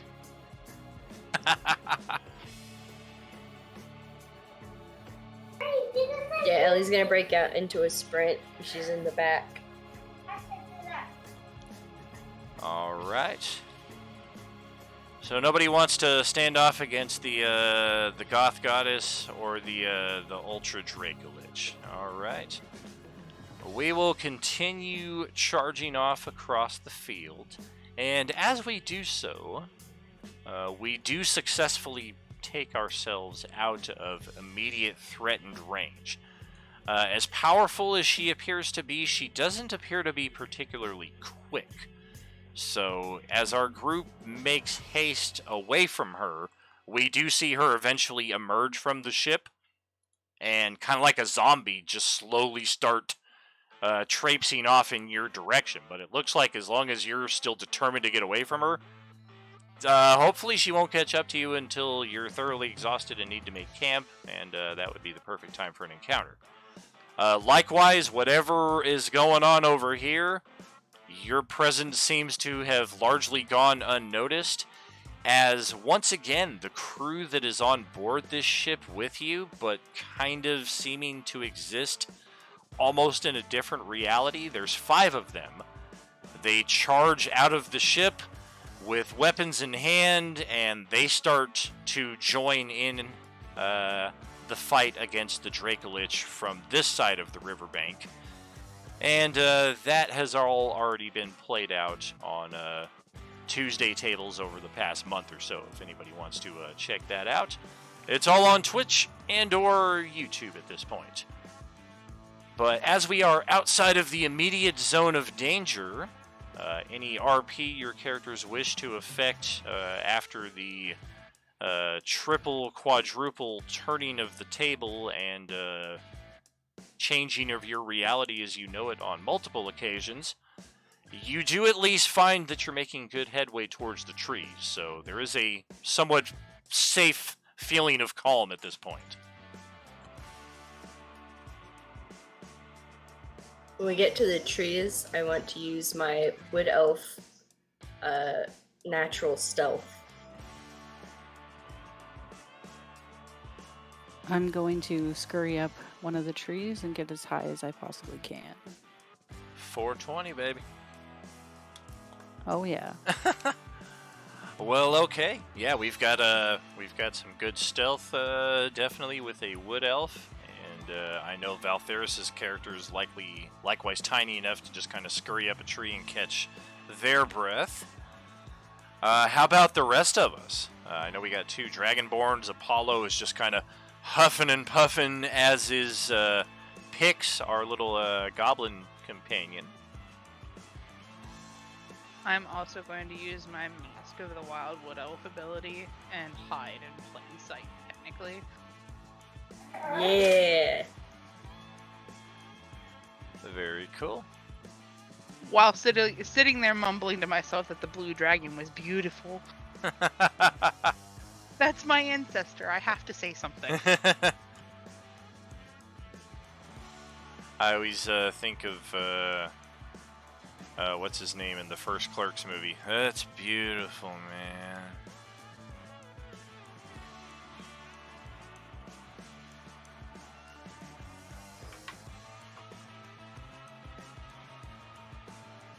Well, give me some insight rolls here, please.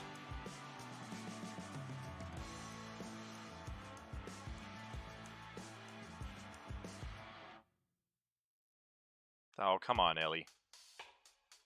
Listen, I'm supposed to be good at it, but I can't be good at it all the time. Come on.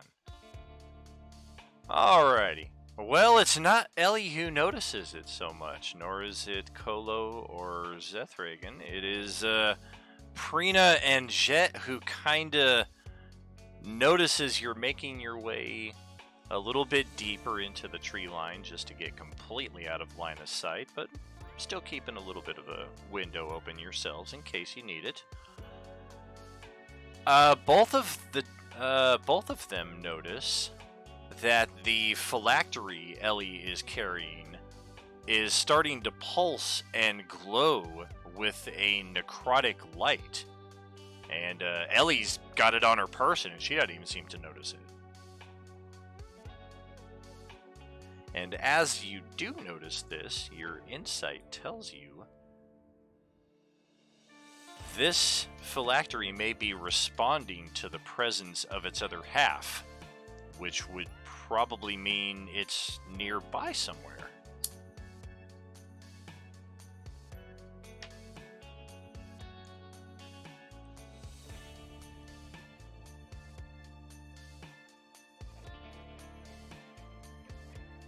If only I had locate object.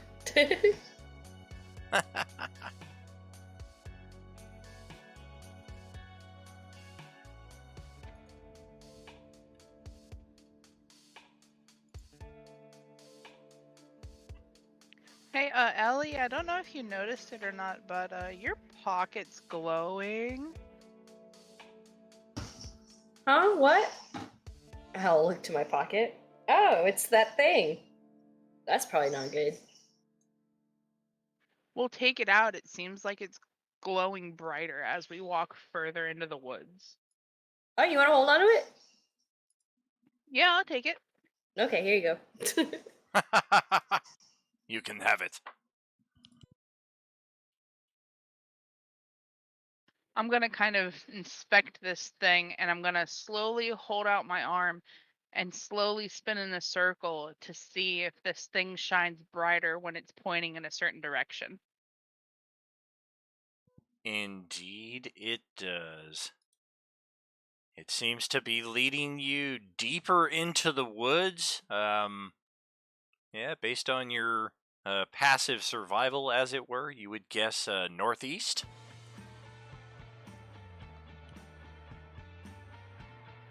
Can I roll survival just to make sure? Sure. See if you get better than it would be otherwise.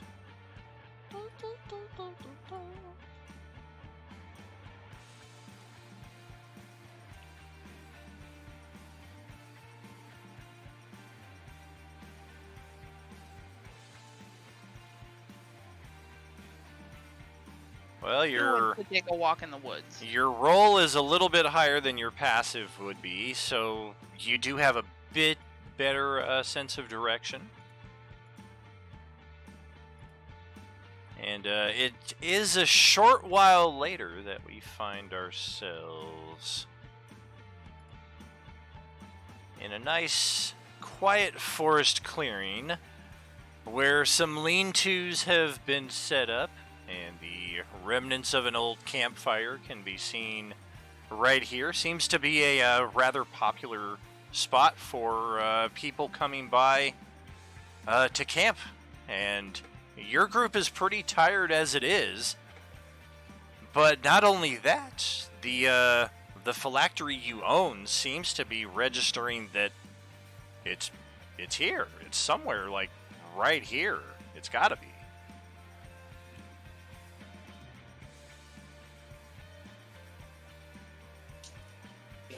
Okay. I'm gonna roll a perception just to check my surroundings, see if I can't notice anything out of the obvious.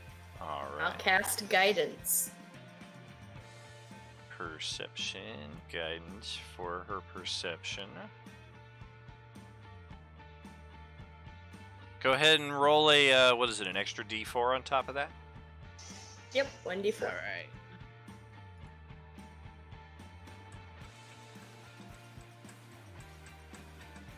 Sweet.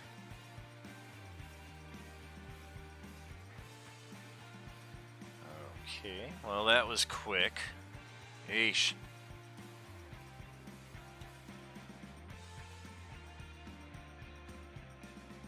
Oh, and I gotta give props to Chris Eagle for our Tuesday night game this past week. Well played, as their group is also looking for this Ultra Dracolich's phylactery. Prompting Chris Eagle to state that he is in fact pro phylactery.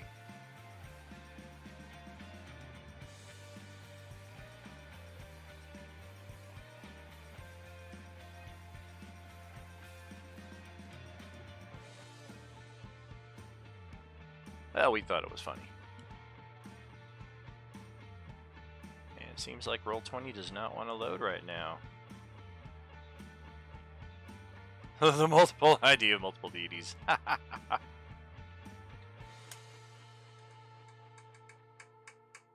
Okay, I'm gonna address the group. So obviously this other half or whatever is here somewhere. Some of us need to look, others of us need to try and get camp ready. If someone wants to build a fire, a couple of us can hunt while others look. Does that sound good? I'll build the fire. I'll help look.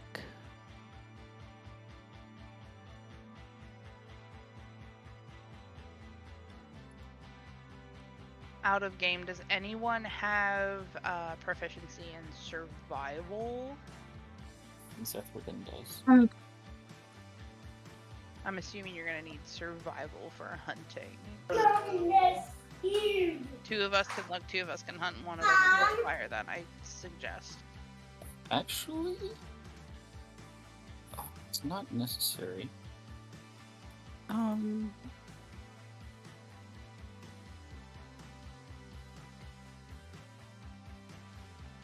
think it depends mostly on what type of hunting you're doing. Because survival is usually just tracking. But if you're like going fishing or setting a trap or just harvesting berries. Survival usually has to do with like field dressing stuff too, and how well you can skin an animal and stuff. Well, Zethrigan can automatically find food for 6 people. There you go. There's That no works. Awesome. Just background wanderer. Sweet. Alright, well then with food taken care of, fires being built, water is in question, and then I think we need to search these lean-tos. Is this a river? Is potable water? Or Yep. is that a Looks clear enough. We can always boil it. Oh yeah. Boil it. Rudimentary Does anyone have filtration. purify water? It's What? magic. Purify water, the spell. I did not take that spell. I didn't realize this Alright, was a so- survival campaign. We'll just Right, same. we'll just boil it. Give Okay. Zethrigan a rest, he can do it. Alright. I mean, that's not helpful for setting camp up right now, though. Because if we get a rest, I can prepare the spell. Yeah, exactly. Alright. Well, I think we can go 8 hours without. Is it investigation to dig around in the lean-tos? It would be. Perception would be if you're just kind of using your eyes to look. Investigation is like if you're using your hands and your eyes, getting in there. Okay, well, let's dig around in these lean-tos. This is so disappointing. I had an overlay map built for this, and it's not working. So I need to kind of build something rudimentary in the background here real quick.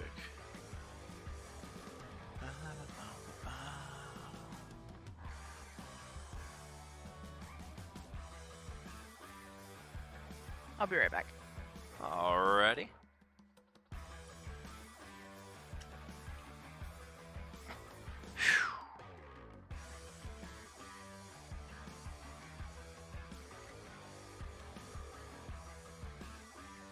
That doesn't help.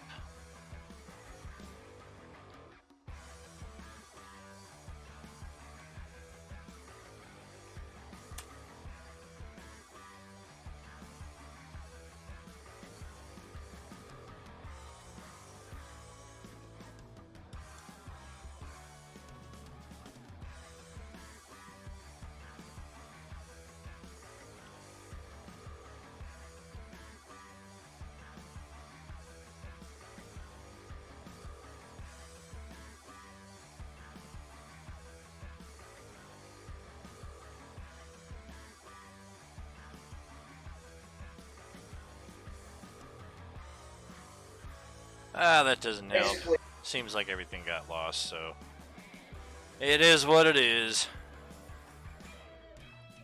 Effectively, once Prina makes her perception check here, bolstered by the guidance check, she is aware that much of this scenery here is illusory. Especially over in this section right over here. I might be a little thick in the head. What the hell does that mean? Those are not trees and shrubs. They are, in fact... I can at least make this work. I had a much cooler map built up for it, but what you gonna do, brother?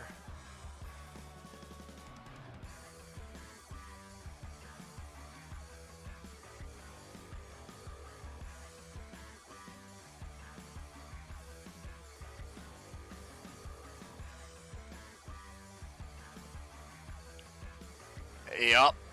That is a massive, massive crystal radiating dark energy that has been magically disguised to appear as a grove of trees. That its dark energy in its illusory form is basically just kind of passing as shade with a bit of I got a bad feeling about this for those who are sensitive to such energies. Oh, well, would you look at that? I'm gonna slowly make my way towards it. Alright. I will accompany you if I also notice this thing. Sure, sure. Well, I'll kind of be like, hey, come over this way, guys. Yeah, at least the river seems to be legit over here. The campsite, likewise, legit. It's literally just these two massive trees and these shrubs over here that kind of serve as a that have been revealed to be something else, I should say. And what is it that I'm holding again? What's the word for it? It's a phylactery. Phylactery. Phylactery. So I'm assuming that it's glowing brighter as I'm getting towards this giant crystal. Very much so. Bro, we gotta destroy this entire crystal. I hope. I hope. Wait, why do we it's have to not destroy where the we pretty go. crystal? Just gonna let you guys know, I deal bludgeoning and thunder damage. Lightning and the thunder. I don't know if this is smart or not. I think I might go up and touch it with my open hand. Are you a monk? No. Okay. I'll cast guidance. Okay. Thank you.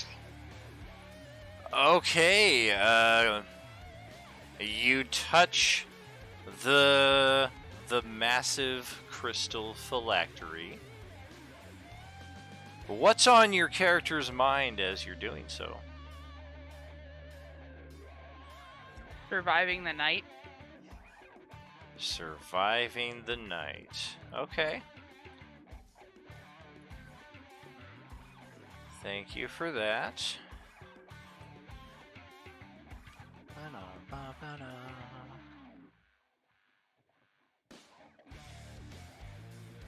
Not having a near-death experience again? For like the 7th time today?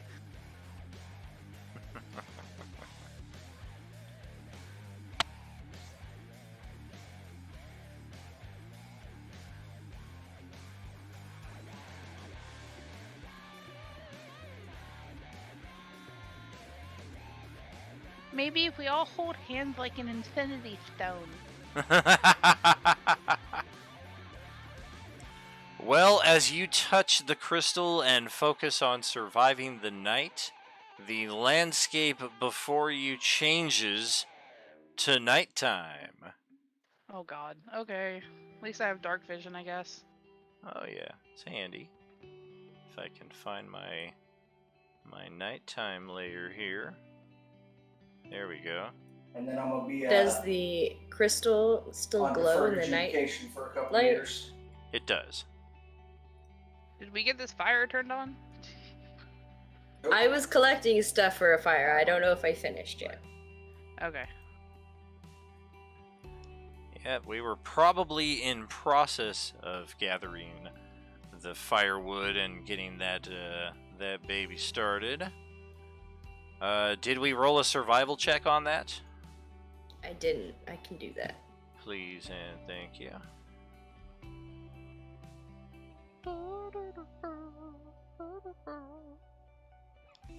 Come on, roll 20. I already backed out and rejoined. 21, so not bad. Oh, 21, very good. Alright. Do I have to roll something for touching this crystal? You do not. Thank Oh, thank God. I was so worried. Damn right, that's what that is. Is that a flaming skull? How bitchin' is that? So, no sooner do you get the campfire lit than Pop-Tart goes up and touches the crystal, plunging the land into darkness. Your campfire transforms into a glowing skull that is just gleaming a big smile at all of you. And the crystal itself opens a doorway. Ooh. And I've got one of those as well. Just kind of rebuilding all this piecemeal as we go along. It was supposed to be considerably different. Portal packs. Is it going into the crystal or like down into the crystal? Oh, it's in the crystal. Can we see through the door to like what's inside? You sure can. I just want to get this. Yeah, this will work. Can I make a perception Oops. looking through the door?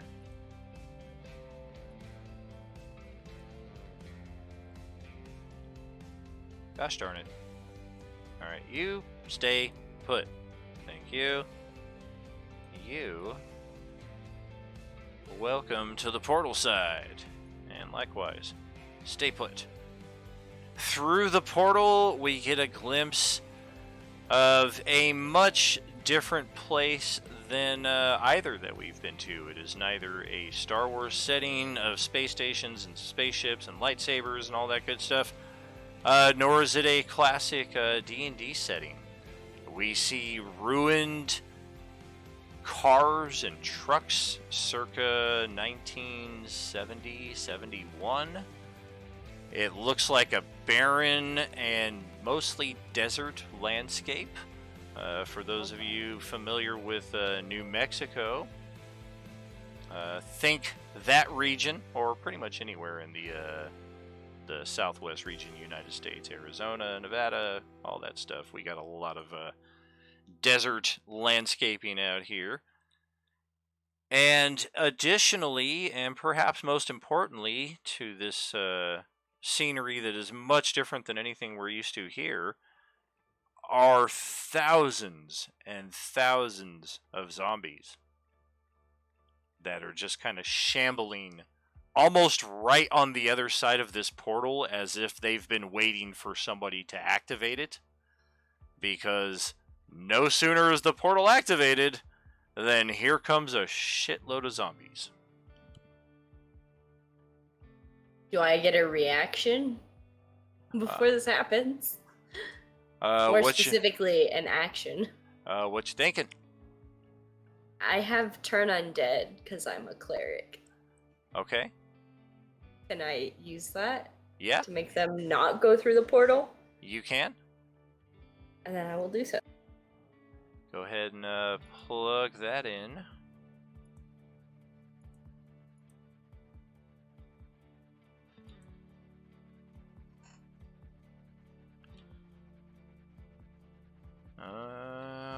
Okay. As an action, yep.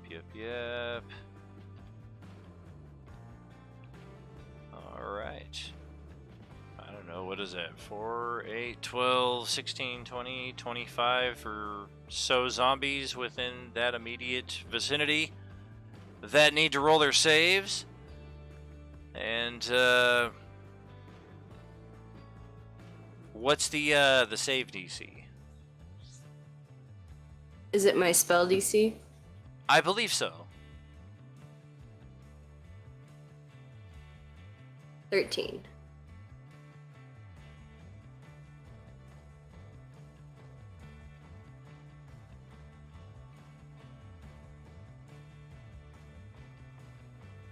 I just meant to roll 5 of them. I was going to do them in blocks of 5.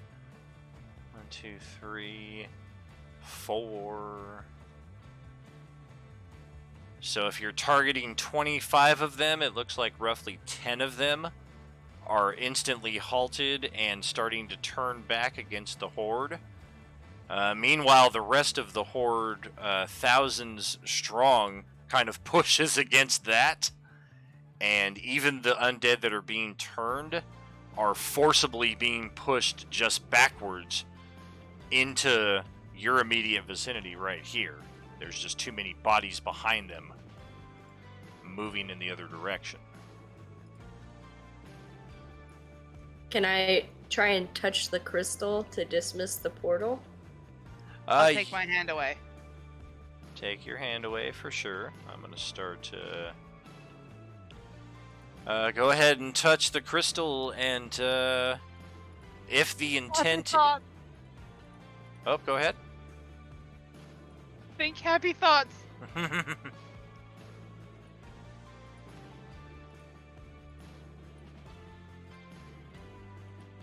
I touch the crystal and think, go away, portal, go away. Roll a d20.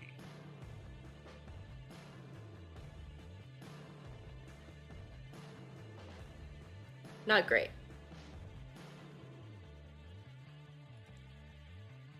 Can't I give majors?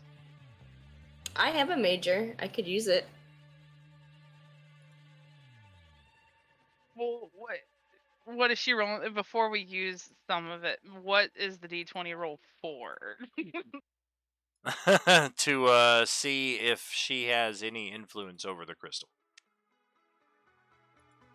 What if I join her in influencing the crystal? That would be a find out in game, but at this point we're also taking a lot of actions at a point that we're kind of in a reactionary phase, so initiative would be rolled and then we'll see kind of where it all lands in that respect. If I use a major, do I get to reroll right now? If you use a major, you do get a reroll right now. I will use my major. That's better. I don't know if it gets done.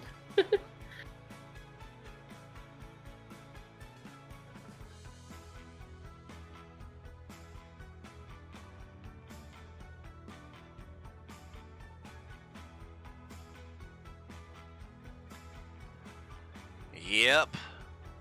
It does appear that your innate abilities are having some kind of effect on this portal, and it seems like for a moment you might be able to close it. And then far off in the distance, on the other side of the portal, hovering over the mass of the thousands of undead, is a dark-robed figure that seems to be controlling their movement out of this portal. And you feel very strongly that this being is contesting you directly, and is successful in keeping the portal open. Well, damn. Not much I can do about that. Let's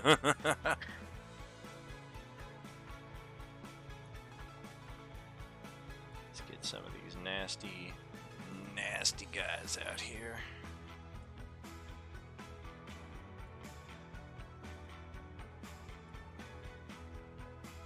Those things look like they're melting a puddle of ooze any second. They all come from toxic Avenger land. There's so many.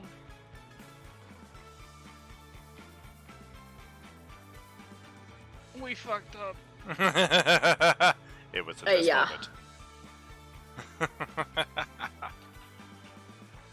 Well, alrighty then. So we've got some zombies rolling out. I'm gonna get us a group initiative block here. We'll take that one out.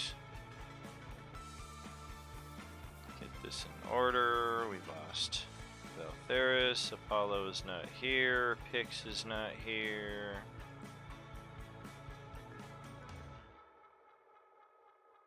Right, what's going on with that, Z-Bob? I mean, at least it wasn't a 1, but you're starting to get a Westy Gamer syndrome here where he just rolls last on initiative every combat to the point where it's a monumental achievement when he actually gets like above a 10.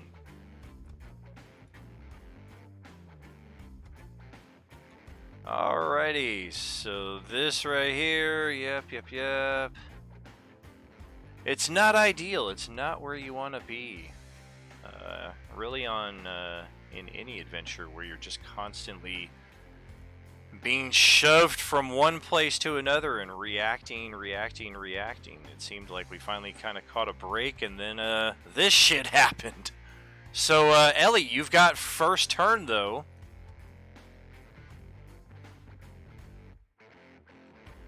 I have a question. I do have a reaction to initiative as well. What you mean?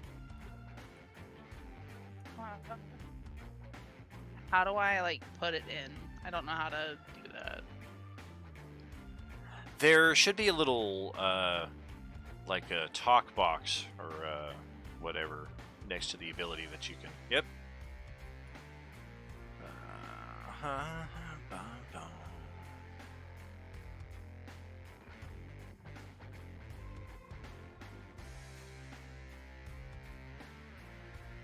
So basically at the start of Ellie's turn here, go ahead and click on your token on the board. And then, yep, roll the initiative. Looks like, yeah, it's even worse. So. I get a +5 to it though. I don't think that would change it much. Nah, because your existing was a 15, so with a +5 to that, it's going to bring it to a, what, a 12?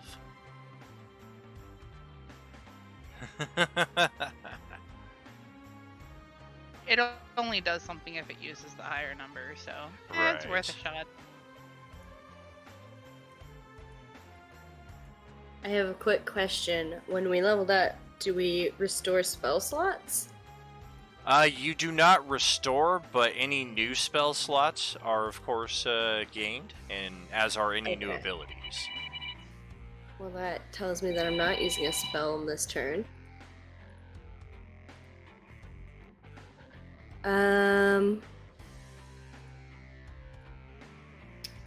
gonna not bother with this shield right now and use my warhammer to try and smash somebody. All right. Hopefully zombies are easy to hit. These are 1970s New Mexico zombies. Not the same putrid haunt that G1 is facing there, Sarge. Thank God. That would be a lot of nasty leeches and instant death if that were the case. Those things suck. Well put. Well put. Well, these things have god-awful armor class, so which one of them just took 3 bludgeoning? Oh, jeez. I guess either this one or this one? Sure. The second one. That's fine. I'm trying to one. get them off of my friend, because I feel like you're not a melee fighter.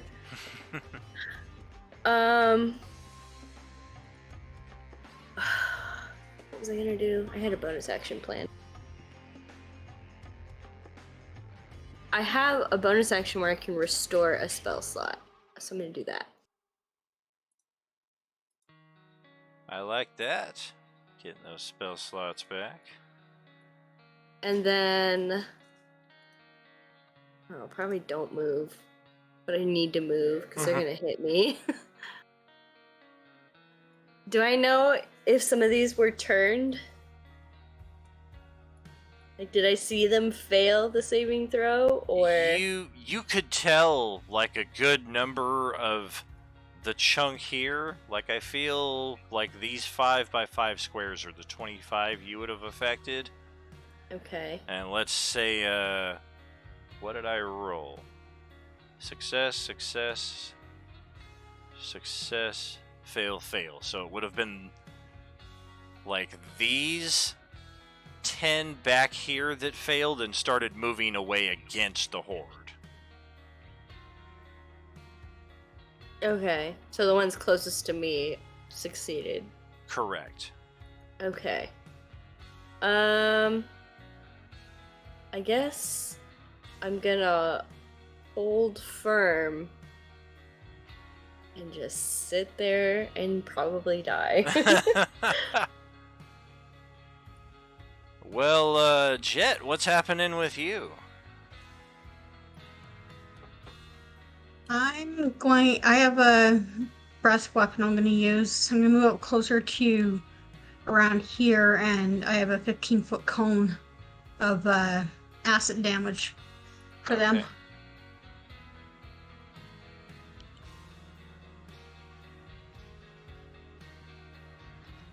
Sorry, y'all kind of made a mess of a situation. Can we switch zombies with this group? I don't know if you want to.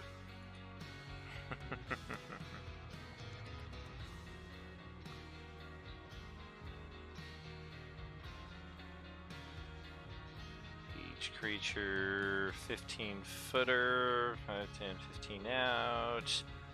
It's what, like 6, 7 of them. For dexterity saves, I don't know about this. 1, 2, 3, 4, 5, 6. One more. Well, some of them are more agile than they appear to be. 1, 2, 3. I think 3 of them. So acid damage, you need to roll a die 10, straight up.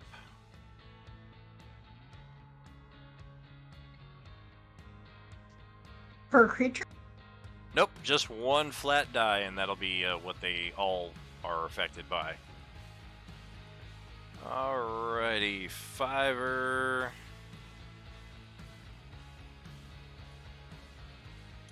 And whether they made or failed, they still get a red dot. So yeah, some of these things are none too pleasant.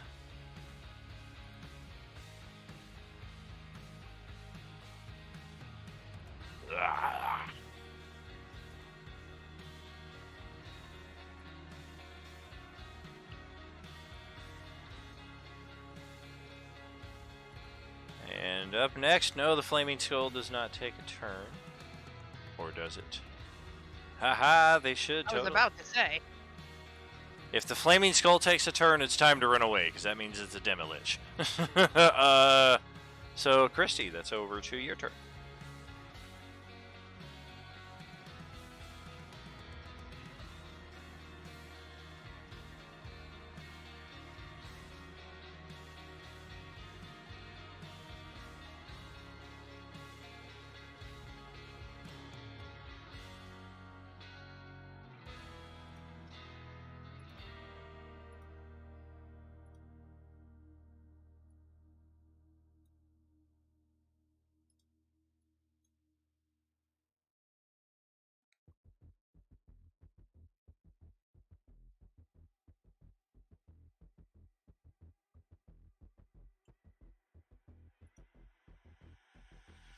Why do I all of a sudden have a feeling that Crystal did exactly what I didn't want to happen? Oof. This can affect everybody in range, though. Just FYI. It's only 5 feet, though. Oh, it's the boom that can be heard up to 100 feet, not the effect. Well, that makes it a little less. Oh my god! Let's see. Con saves. Alright. Jesus Christ. Alright. Looks like a yay and a nay for 5 damage. And it's an all or none. So one of them will avoid the red dot. Another will take it.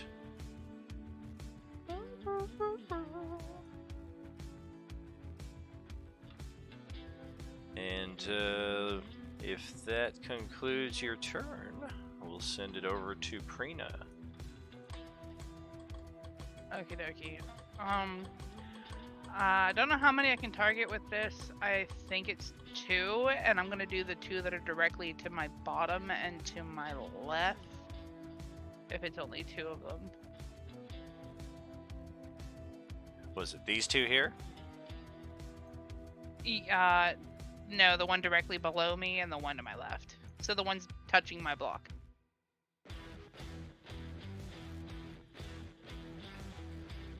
Oh, I got you. Yep.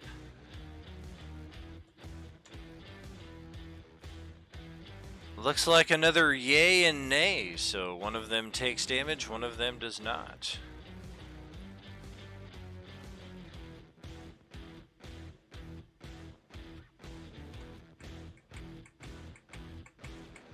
And anything else there? I want to do movement, but at the same time I don't, because that's gonna provoke attack of opportunity from 2 of them, wouldn't it? Possibly even 3, yeah. If not 4. Don't forget about this one up here. Oh my god. Well, I guess I'll stay where the hell I'm at. Whatever. Well, okay. The zombies will move as one, intentional or no.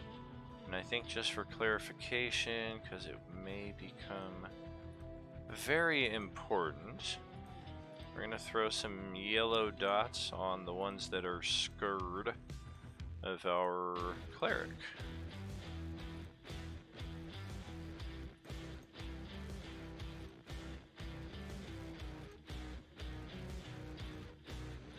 These things are about to march like Emotep's minions, aren't they? Emotep. This is cursed. That is cursed. So, yeah, first and foremost, let's have some strength saving throws from Jet, Ellie, Prina, and Christy. Oh. Oh! You said strength. Yep. Hey! Dope! Alright, so we're gonna do... Would it count as an action if I kind of like grabbed Ellie's arm and kind of like held on to her a little bit? It would provide advantage on her save. Can I do that? I'll grab a hold of her. That way it'll make it the 15 and not the 3. Well, the question at this point is, the horde is moving and it's pushing. Do you want to get pushed so that you're still on this same kind of facing? Or do you want to stand your ground so that suddenly you're in one of these situations? I figure get pushed. I don't want to be surrounded. I'm going to delete the example ones, because you're not here, nor are you. So you're getting pushed 20 feet, but since you made your save, you do get to choose which 20 feet you're going out to, whether it's here, whether you're going to kind of skirt along the line. Just bear in mind that this entire horde is about to be 20 feet further out in pretty much all directions. Okay, then I would assume 20 feet between Hannah and Kolo.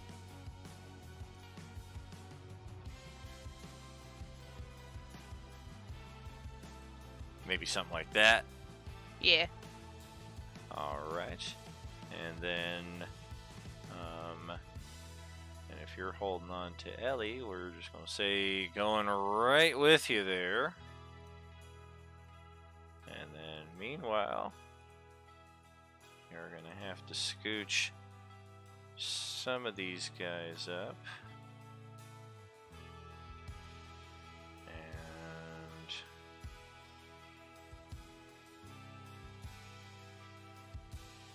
One's in the fire. Does it get burnt? Some of them are walking right through it and getting burned, absolutely. Cool. They're zombies, they don't care. They're just like, what? Oh, I'm on fire. Oh, I'm dead.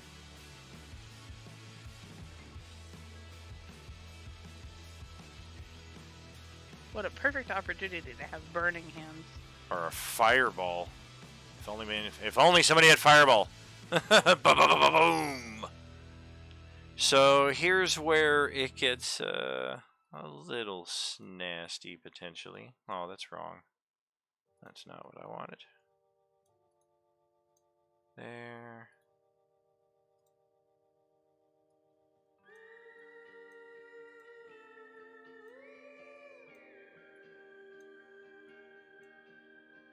Rivers run dry, dust spreads in the air. So many tokens. Alrighty. So I've got some attacks incoming. First we're going to start with Christy.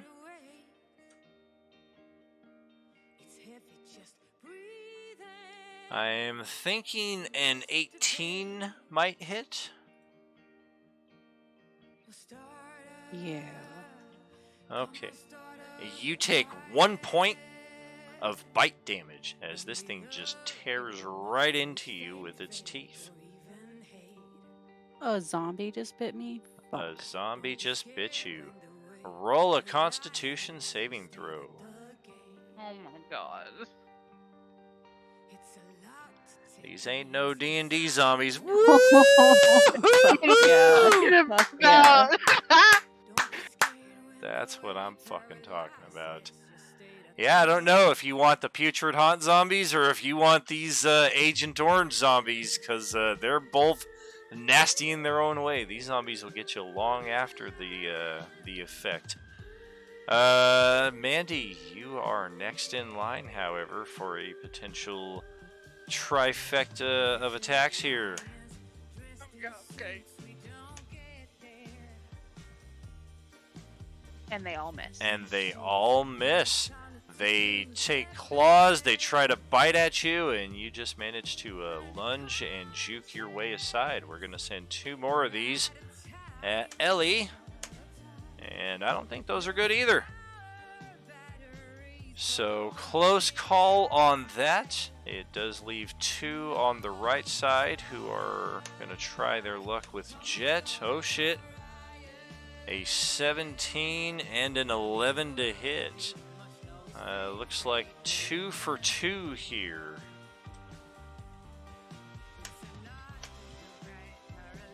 And each of them deal 1 point of bite damage on Jet, so she takes 2. And that will also prompt a Constitution saving throw and another Constitution saving throw.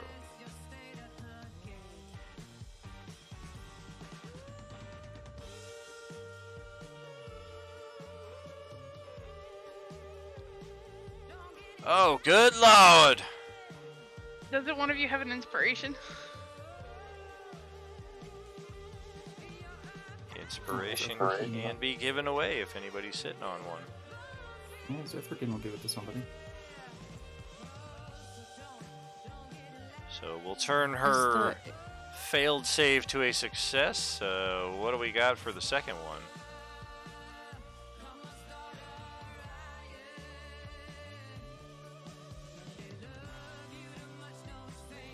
Do I have to roll again?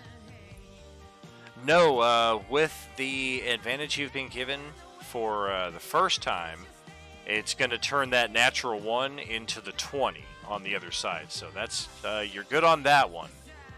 The other die, however, we don't have anything to re-roll that with yet. So does anybody else have an inspiration they're sitting on? Or do we have somebody in the Twitch stream cashing in any Beskar bucks to help out a player character who's about to become zombified, potentially? I can only grant a player advantage, so that wouldn't help. I just gave advantage. You can re-roll, right? Yep, that's exactly what it is. Pop-Tart just threw $5,000 at it, so Sharena, you get another con save here. There it is. Woo! So Thank you very much for that. You're welcome. Yeah. I knew I was saving them for a purpose. Woof!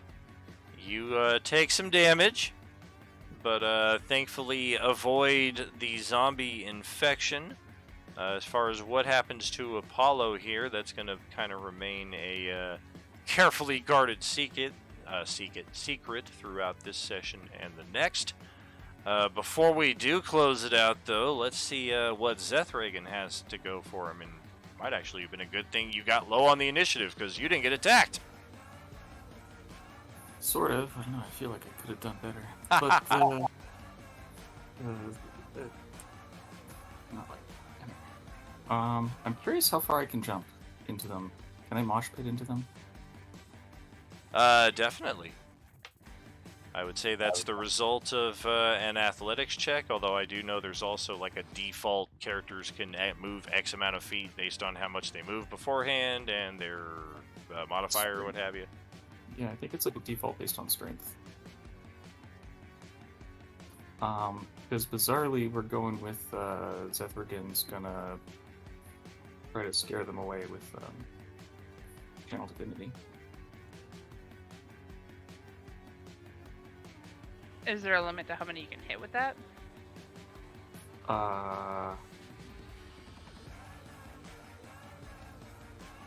Because you don't want to jump into like a pile of like 20 of them and only scare like 5 of them, you know what I mean? Yeah, I'm pretty sure it's based on distance.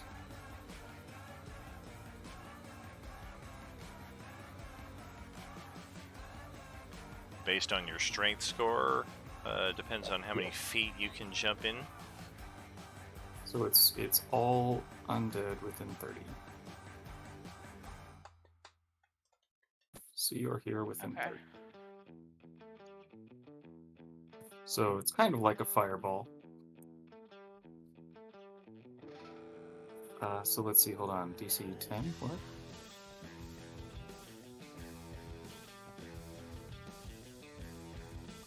Yeah, what is which square exactly are you jumping into? What is your strength score to allow you how many feet you're gonna get, and then what's the effect thereafter?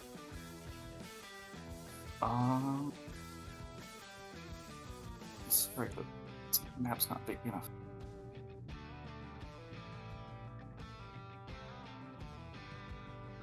Sorry, it's difficulty controlling it. Okay.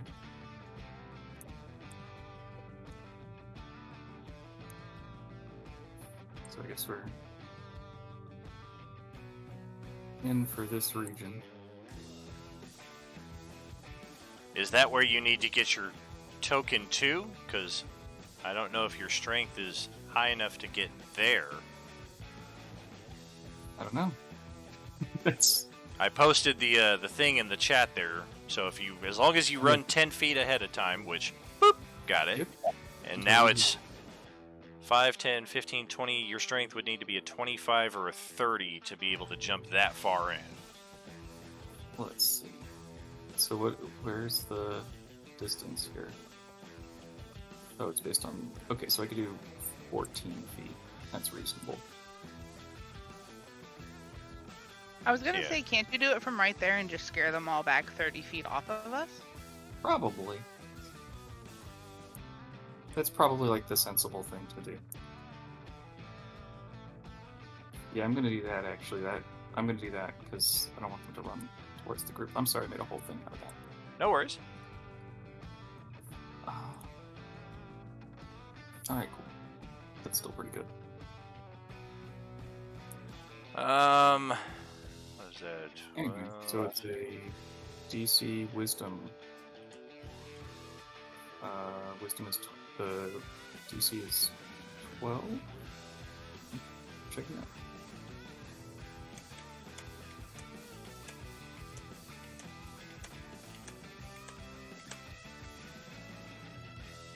There had to have been a better way to do that. You can custom roll it.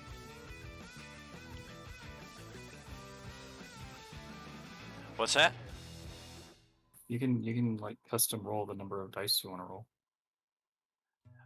For sure. I just this methodology works a little better for me. Fair enough. I mean, I don't know how to really do this without doubling the size of the map, because effectively we're gonna put yellow tokens on all of these guys, and the 50 or so that are gonna get yellow tokens are gonna be moshed between the 5,000 plus that have no yellow tokens, and effectively they're gonna just eventually get caught in the middle like these ones with the yellow tokens.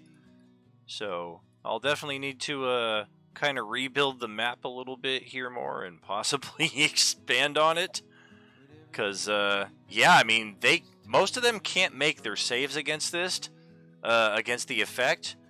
There's just nowhere for them to go. They can kind of turn back into the horde. They turn back to the horde, but if 50 of them turn back and 5,000 push back the other way, we know which way the horde is going.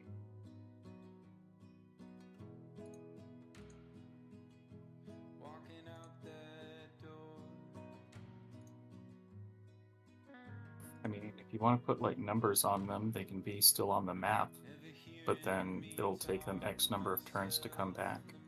Yeah, exactly. Like any of them that get turned, I don't imagine they're going to be much of a factor combat-wise. They're just going to be like an impediment on the map, and it kind of just becomes, at what point do I just have too many of them on the map to where it doesn't load up for us? So it'll require a little chicanery, but we'll figure it out. I mean, if you want to start deleting tokens, I'm not going to stop you. Yeah, I mean, that's an easy way to certainly go about it. It just kind of shortchanges you guys, I feel like, because then those tokens just get replaced immediately, like within seconds. So it's tricky ground either way. But this is where we're gonna cliffhanger this session this time around and just see what happens when all of these tables have the coalescence merging in one session. As a matter of fact, we saw more examples of the merge tonight than we have in a lot of instances, and I know a lot of it was just kind of being shoved along from one station to the other. A lot of chaos in that respect, but narratively I find that tends to be a quicker way of getting from point A to point B than trying to fight and struggle for every 5 feet of ground, especially when the odds are just terribly against you, which sometimes they are.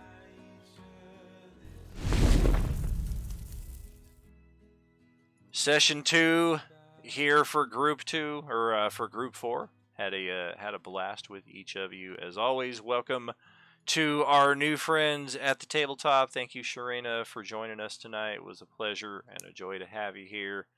As well as Val Theris. I know Val needed to take a few weeks off as well, so it was a pleasure to have them back at the table. I'm assuming some kind of internet connection issue that seems to happen a lot, just kind of outside of his control. And yeah, for everybody else, Julie, Christy, Z-Bob, Pop-Tart, thank you all so much for another successful session here. Definitely interesting ground ahead as we try to figure out what to do with this phylactery. And yeah, Mandy will be kind of going over her decision over the next week. Is should I have touched that thing? I don't know. I unleashed the group fuckery.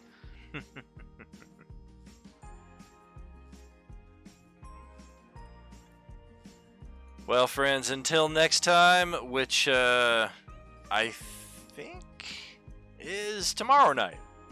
I do believe we have Open Table Monday this week. So we're going to pick up another section of the story that we kind of touched upon earlier today in G3. G3 found a very important link to all the tables. Still trying to see if anybody in the community has identified just what that link is. If you do happen to figure it out or have a hunch, go ahead and post it in the Discord chat and see if you're right. Could be cool. And as far as our Monday night table tomorrow, we are picking up in the mines beneath Colonel Star's fortress. See if our group can get a little bit of a vengeance on that power-armored behemoth, catch him unawares, and just see how that continues tomorrow night. We will see you then, friends. Have a great night. Are you with us?